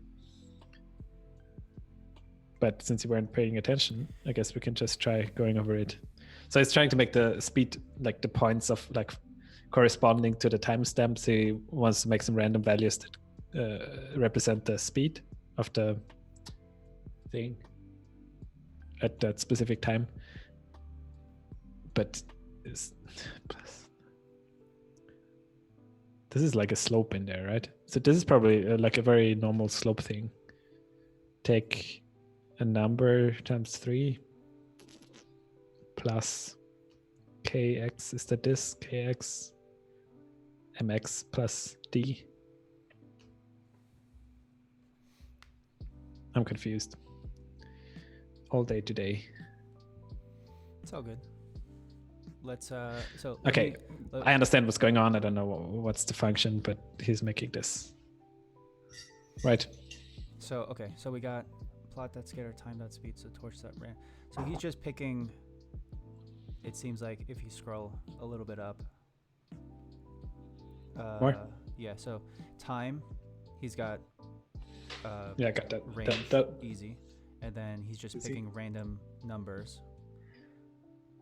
Yeah, but he's picking them in a way that they actually form this type of curve. You know, like he's using a slope function in here. Well, that makes this. Yeah, because it's only making that because it's got that times 2 squared. Is that what makes it? That's what makes the parabola, right? Yeah. And I think he's just picking, so in the beginning, and then it's kind of like from this. Okay, so 20 times. Like So this 20, is so introducing. like, yeah, looking at it, right? Like 20 times 3.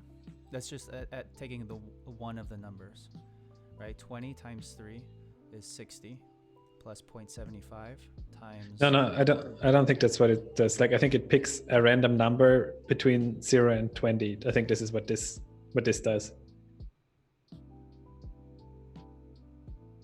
I think. Let's try it out. So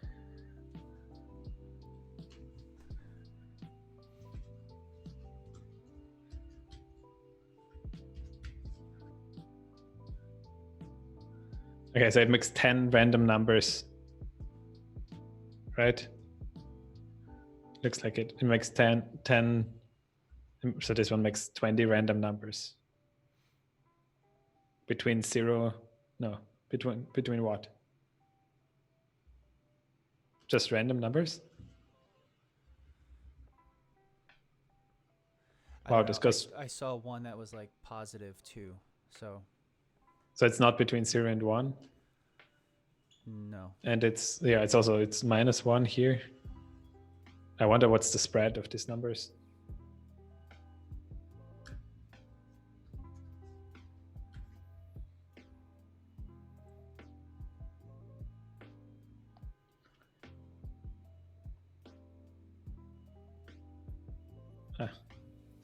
Anyway. Sorry, wait. I just.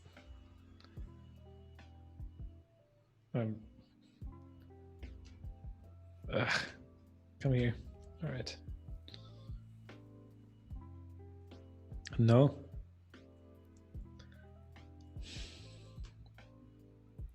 One more try. There you are. Size returns a tensor filled with random numbers from a normal distribution, which mean 0 and variance 1. Also called the standard distribution. Okay, so this is just the function does that, and the mean is 0. It seems. Okay, so it gives 20 numbers from a normal distribution, and then does some fun stuff with it. Adds it to 9.5, whatever. Okay, let's scatter it. Let's see. Module and float. I don't think I changed anything here. No, the only thing that you did was not in that cell. Right.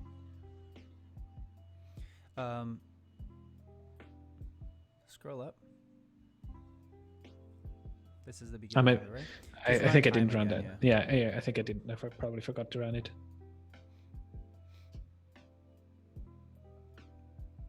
Yeah, okay. And then I was thinking it's the time module. Like Python time or something, probably.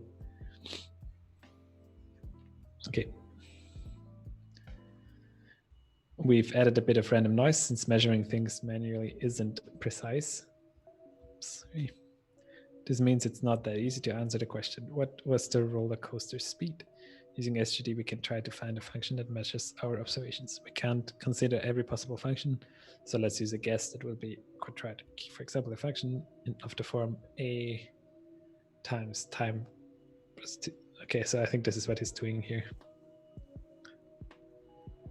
A times time. A is 3 plus 8.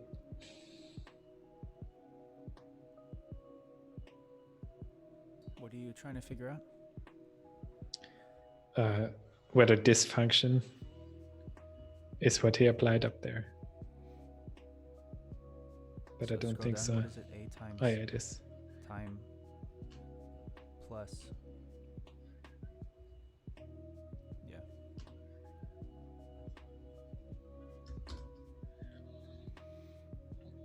Time minus something to the power of 2.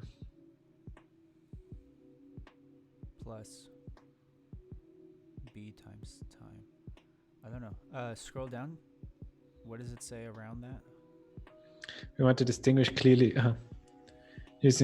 so we can try to find a function that matches our observations. We can't consider every possible function, so let's use a guess that it will be quadratic. So this is just a general form of a quadratic function. I see. Yeah, and then they define it at the bottom. Yeah. Or the next cell. Yeah.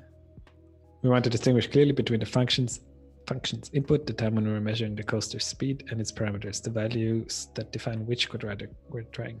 So let's collect the parameters in one argument and thus separate the input t and the parameters params in the function's signature.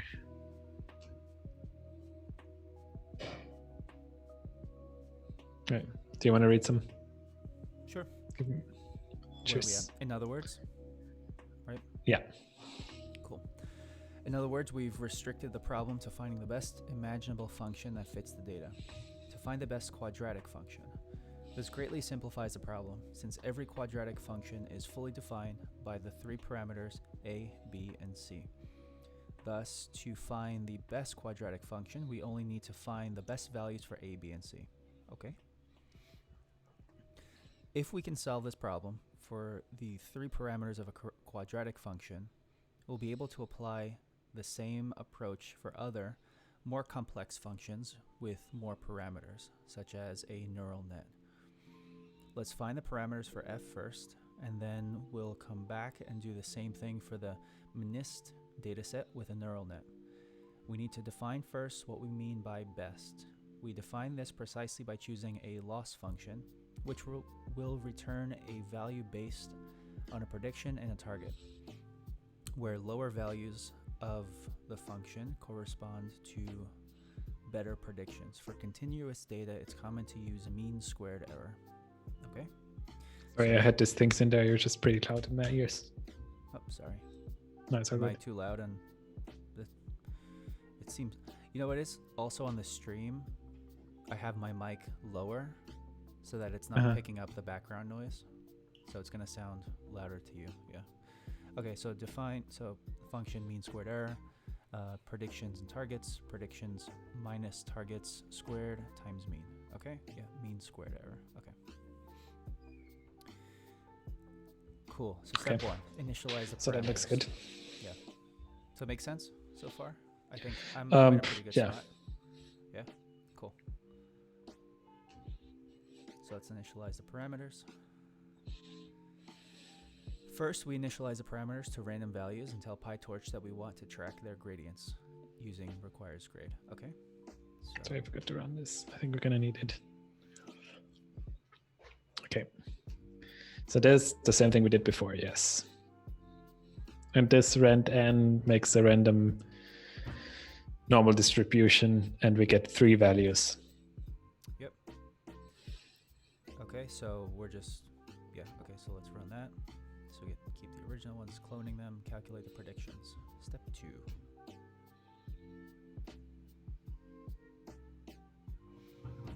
Okay, predictions. Okay. So wait, so this is the f function that we defined before, which squares the input, but we have two inputs now. No? I don't know. I kind of have to go use the restroom and let you scroll over this. Okay, let me, so last Do time it. I had to request, Request it. All right. Does it work? Let's see. Yeah, looks good. Okay. Cool. See you in a second. All right.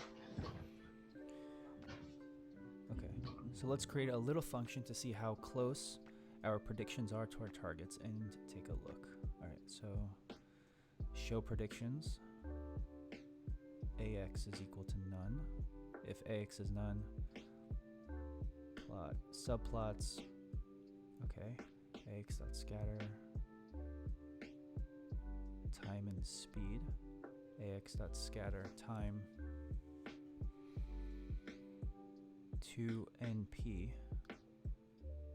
Okay, it's to NumPy array. Predictions. Got it. So this is going to, let's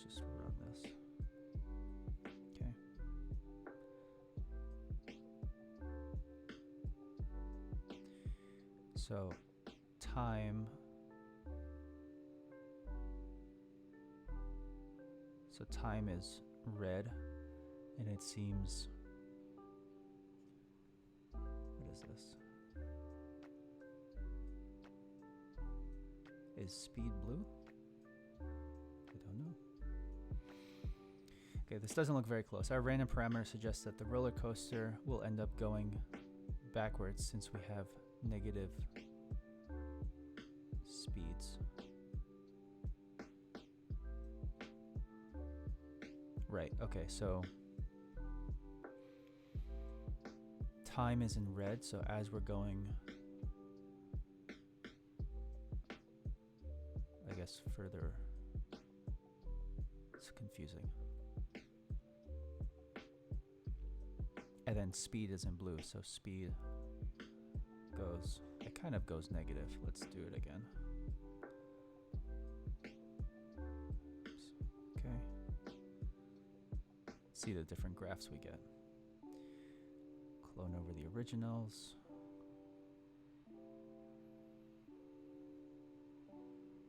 Okay.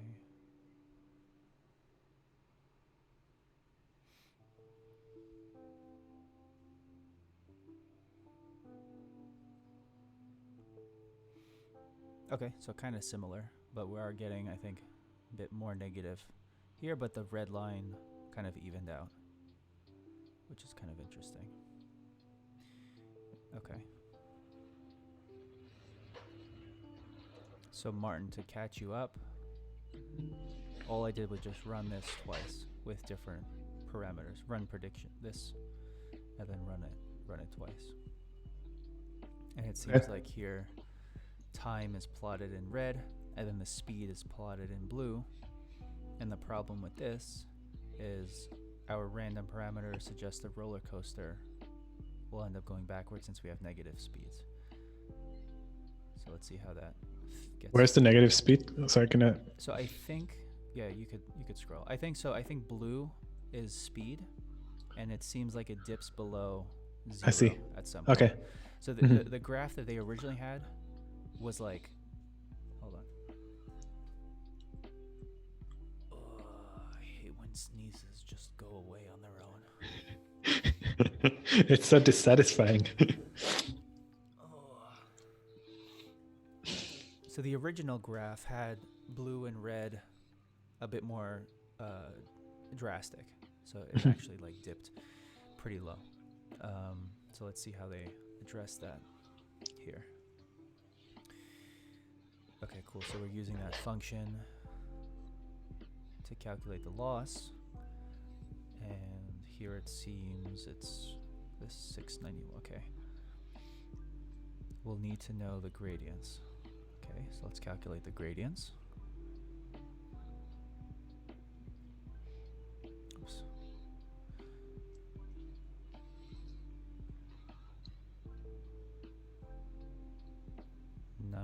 Okay.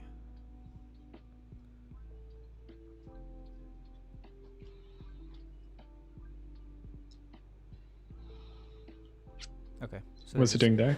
They're just multiplying it, so it's the same thing by adding 3 zeros to, or moving this over. Yeah, right. I see. 5 times. Okay. We'll pick, here we go. So we'll pick a learning rate. We'll discuss how to do that in practice in the next chapter, but for now we'll pick, 1 e minus 5. Okay. So, so that's applying the learning rate. This times 1 e minus 5. Yeah, so I guess this is just picking a random learning rate, but this makes the most sense for now. All right, so step 5. I keep clicking on this twice because of the lag between the like Zoom call. Okay, so LR. All right, so we're setting the learning rate is 1 e minus 5, and then we are. What is this underscore equals? It just reassigns it, so it's like it takes the whatever this calculates and reassigns it to the initial variable. So it does minus.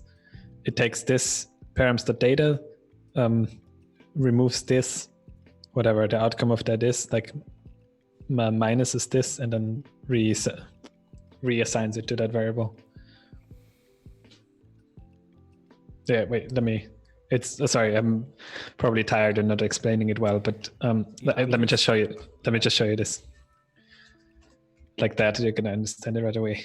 X, it's 1. It's gonna be wait, sorry, I gotta print X. So like this is gonna be 3, right? Or minus equals is gonna be 1.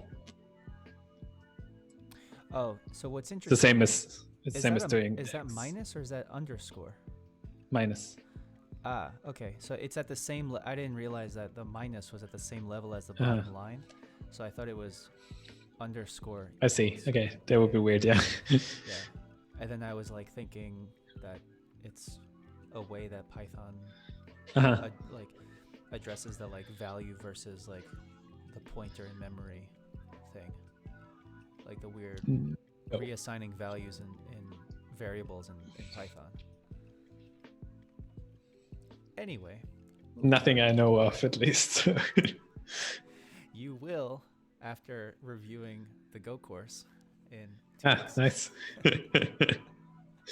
Good. Yeah, I talk about that in the course. But anyway, okay, so understanding this bit depends on remembering recent history too.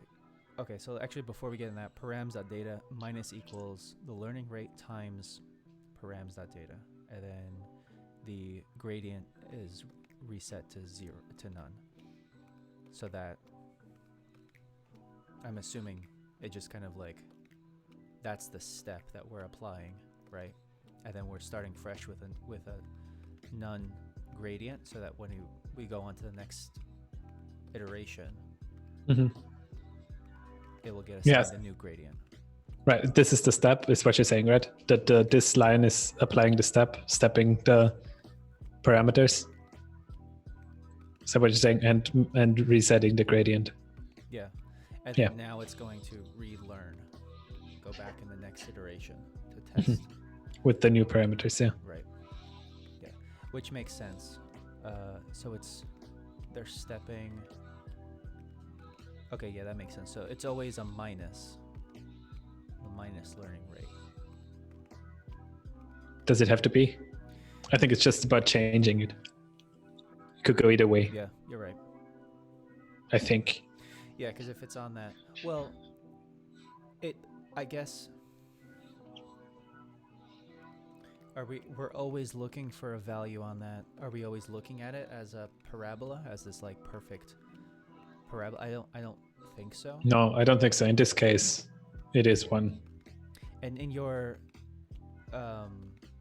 so sorry, it could also be right that there's this landscape of gradients with, like this was going back to your example earlier on these like local minimums and maximums. Is that totally. It's not. We have to kind of like look at this as a landscape rather than just one, right? So maybe adding it or minusing it affects that in some sort of way. I don't know. But maybe you do both. Like maybe there's something about where you, to avoid like getting lost in some local minimum, that you actually sometimes like you minus for a bit and you find something, and then you start again from where you originally started, but you plus and you compare. Let's see if he talks about minusing a little bit further on. So understanding this bit depends on recent history. To calculate the gradients, we call backward on the loss. Okay, but this loss was itself calculated by the mean squared error, which in turn took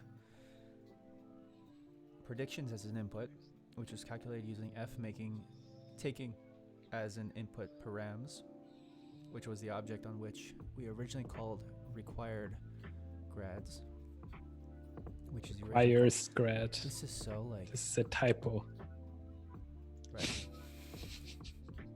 That's one thing I can do. I can find typos. It's so it's like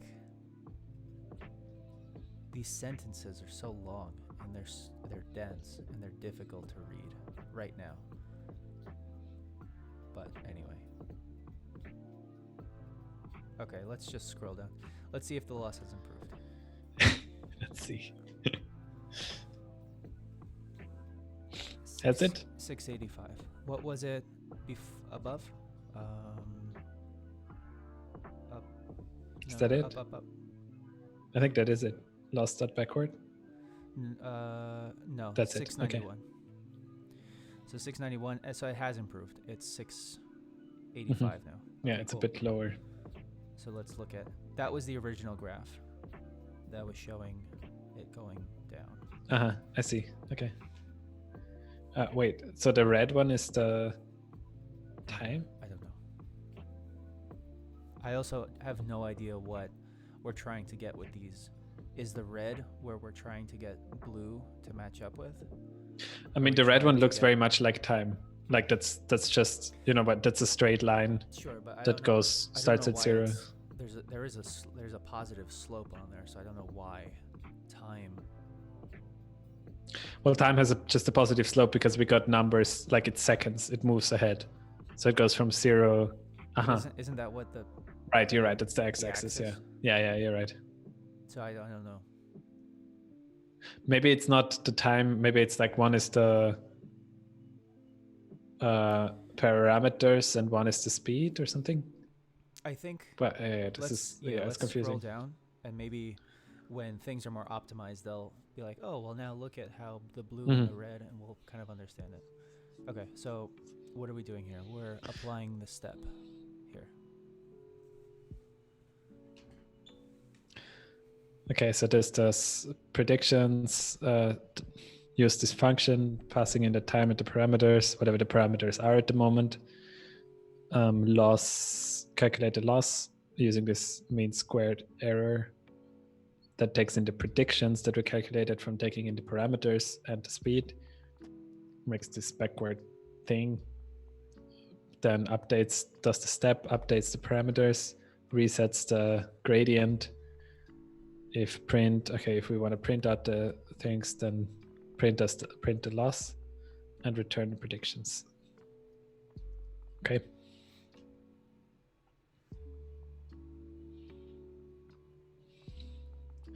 Now we iterate. By looping and performing many improvements, we hope to reach a good result. For E in range 10, apply step param. So, and we have the print set to true, so we're getting all the different loss printed out. So it should be getting lower, which it is, which is nice. And it is, yeah. Cool. Okay. The original parameters detach required grad. I don't know what that means, but we will find out. The loss is going down just as we hoped. By looking at these loss numbers disguises the fact that each iteration represents an entirely different quadratic function being tried on the way to finding the best possible quadratic function. We can see this process visually if, instead of printing out the loss function, we plot the function at every step. Then we can see how the shape is approaching the best possible quadratic function for our data. So the red one is the quadratic function we're trying out, and the blue one is our actual function that we don't know, that we know in this case, but we usually don't know, I think. All right, so let's just plot our data so we can kind of get a better understanding, because our red line was not as drastic as that one. Yeah, and they all look the same. Huh. Interesting, huh? So that's something probably related to something. Why? I don't know. Because it started in a way like that, it makes it harder for it to optimize. Right, could that be? So you're saying like maybe it's optimized. I mean, so what I think is that the first, so subplots 1,4 is that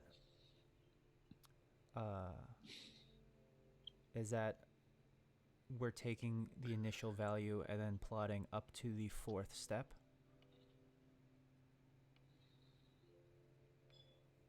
I don't know.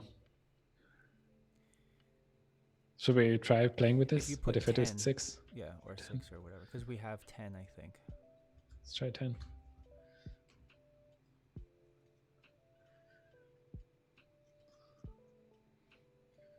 Still doesn't seem to change very much. To be fair, though, if you go to the wait, if I do, maybe if we do 4, then it does it in multiple rows. No. Oof, does something. Okay, no, I think if you went to if you go to the values above those, I mean, it starts at 685 and then it gets to 683. So the loss doesn't change as drastically as before. It started out at like 5,000. Uh-huh. So super dramatic. The first match that we have is already much better, I guess.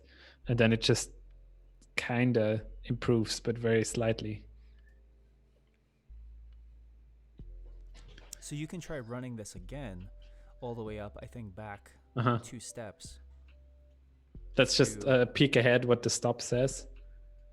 10, okay. Okay, yeah, let's try that. Let's run that again. And see if we get a different... where did we start? Right here. Okay, so initialize the parameters.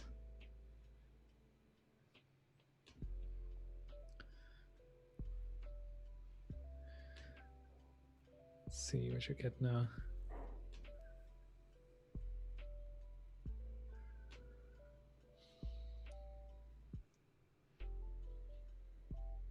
Okay, that's different.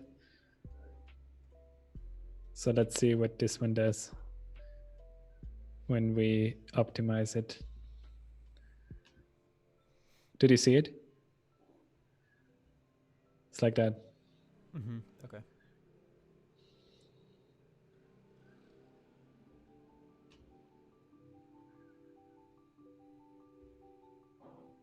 Okay.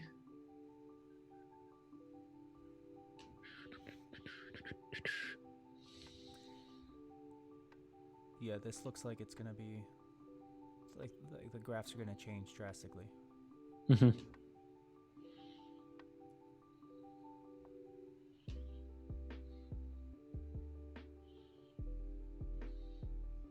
Moved it a little bit, I think. Mm-hmm. More to the right. Okay. Yeah, that's the difference. Yeah. So we just randomly started with a pretty good fit, essentially.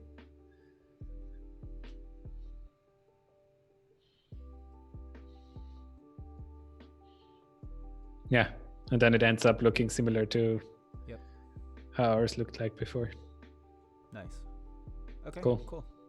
So the stop. Okay, let's summarize this.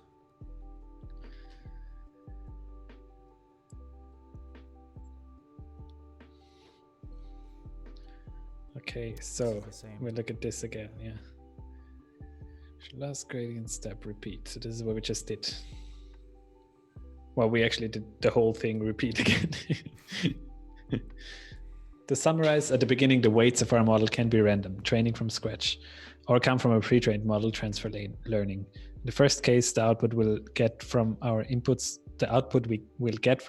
won't have anything to do with what we want. And even in the second case, it's very likely the pre-trained model won't be very good at the specific task we're targeting. So the model will need to learn by the weights. We begin by comparing the outputs the model gives us with our targets. We have labeled data so we know what result the model should give. And we do this using a loss function, which returns a number that we want to make as low as possible by improving our weights. To do this, we take a few data items, such as images from the training set, and feed them to our model. We compare the corresponding targets using our loss function, and the score we get tells us how wrong our predictions were. We then change the weights a little bit to make it slightly better. To find how to change the weights to make the loss a bit better, we use calculus to calculate the gradients. Actually, we let PyTorch do it for us. And let's consider an analogy. Imagine you're lost in the mountains with your car parked at the lowest point. To find your way back to it, you might wander in a random direction, but that probably wouldn't help much. Since you know your vehicle is at the lowest point, you would be better off going downhill.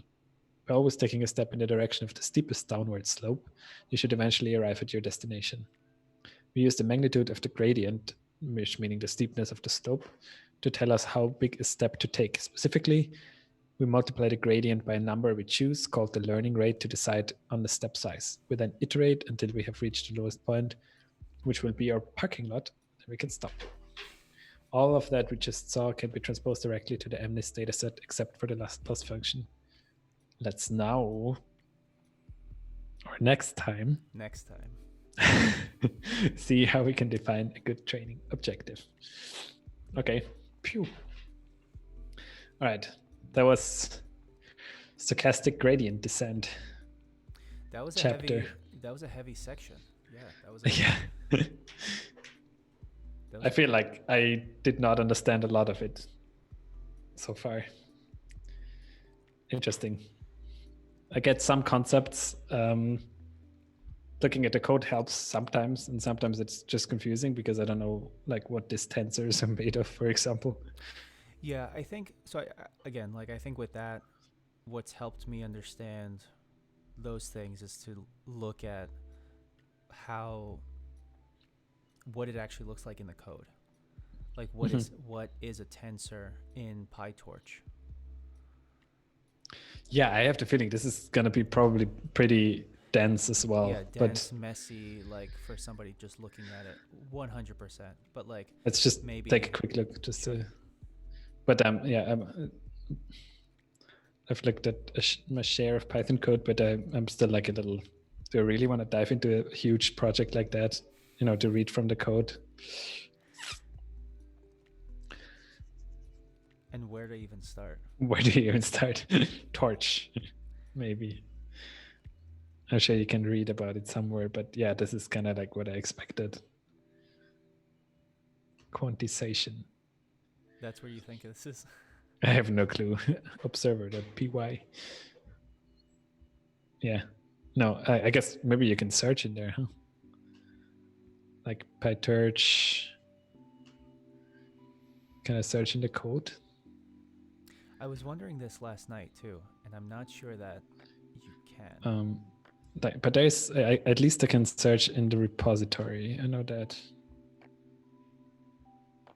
PyTorch torch. Let's try. So tensor. We want to see def tensor in this repository. All of GitHub. Yeah, it works. Well, kinda. Sort of. So maybe I gotta do this.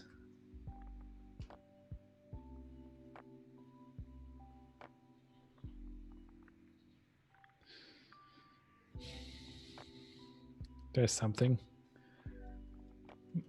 Maybe. Pipeline sync micro batch. So maybe capital T, no? Capital T would be a tensor class if they're following somewhat. Tensor or tensors. Python standards. Yeah, so that kind of works, but like it looks pretty hard to like get started like that for me. Mm-hmm. Like what would I look at? It's actually probably interesting. Like I guess that this is like a really good skill to learn, that you actually know. I mean, it's probably easier to just go to the docs and then you at least you have like a good link. Can you do maybe you have a link directly to where it's defined.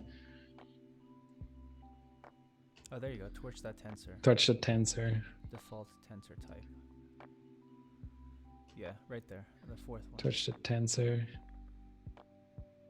It's probably easier like that. I wonder though if they actually have like a link, to the source code. What's this? Stable source tensors txt. Ooh. That's probably just a thing that builds the documentation.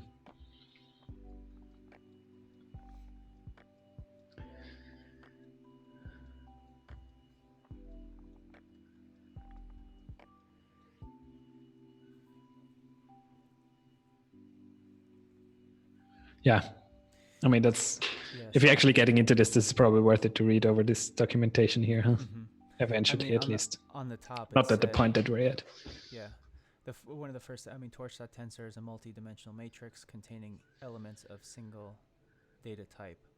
So it just sounds like it's a type that has n by n matrix, and it ensures that all of those are the same data type. So. And then but that doesn't explain the weird thing that I was confused by to me. Oh. Yeah, no, I might find something if I read over this here, but it feels a bit. I got you. Maybe another day. That's what it feels like to me. Moving on. Moving on. Yeah, this was. But yeah, I believe they just used this, right? Like they just used the tensor object in FastAI because it's built on top of PyTorch, so that should be relevant. Totally, yeah. No, it is a. Because this didn't help me much. I looked at this one, but that didn't help me much in the FastAI docs.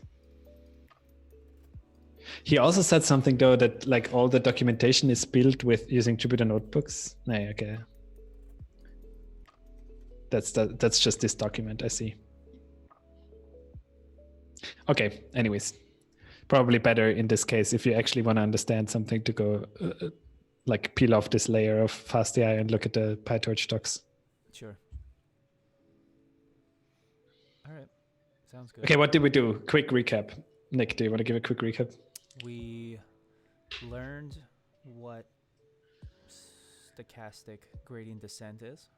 We learned a little bit about derivatives through Khan Academy. We applied stochastic gradient descent on a weird. So in the beginning, right, we saw the differences between the 3s and the 7s, and then trying to figure out applying a gradient, what that would mean for certain pixels. Mm-hmm. We quickly diverged from that and focused on these random numbers for stochastic gradient descent, which I guess explained it a bit better. And then hopefully in the next few drop downs, we go back to. Sorry, I scrolled so far up that I have to scroll back down everything. Yeah, hopefully we go back to applying into the numbers, because I think that's. There it is. Yeah, okay, putting it all together. So it's not going to be on the next one. It'll be on the one after that, it seems. Actually, no, I think we'll apply it on the next one. And then because the MNIST data set is the number data set, right? Mm-hmm. Correct. So it seems like we'll apply it on the next one and then optimize the loss function a bit. And then we'll put it all together. And I don't know what nonlinearity is or how it applies to this. But yeah, I think we learned quite a bit today. This was a super dense day. My brain feels like it did some work at least. Yeah. That's something. We'll see how much of it sticks. We'll see. Or whether it's just confusion.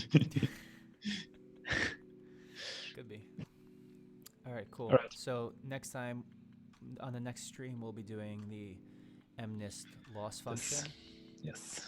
So this time we did 65 cells. hidden cells. I think we could probably put it all together in the next one as well, if it's less Maybe. dense. Yeah, we'll see. But maybe we can take this as a. Less dense. Sorry. Yeah. Or maybe we can take it as an option to revisit what we did today, because I definitely need to think through that a couple more times for it to make sense and stick. Sure. So maybe if we have this practical example of the numbers and we talk over this section plus the previous section, maybe that's going to be helpful. Yeah, I mean, makes sense to me. Cool. Sweet. All right. So until next time, until Monday, whoever's still watching this. Monday, same time, same space. Same time, See you same around. place. Subscribe to the channel. Follow us on Twitch. Follow us on Twitter. We don't have an Instagram yet. Oh, but actually, check out the YouTube channel if you want to catch up on stuff. We did all the nice timestamping so that it makes it a bit, if there's like boring stuff that you just want to click through, yeah, you get timestamps for the different sections all in here. Yeah. Even with nice emojis. So that's worth it to take a look if you're following along our learning process here. Yeah, and this one's episode 7. I think we only have. Right, they're not up there yet. So we are still working on timestamping the other ones. So we got 4, 5, 6. We should get on that. We should do that. All right. Well, okay. We're gonna stop the stream and get on that, and we'll see you guys on Monday. Bye bye.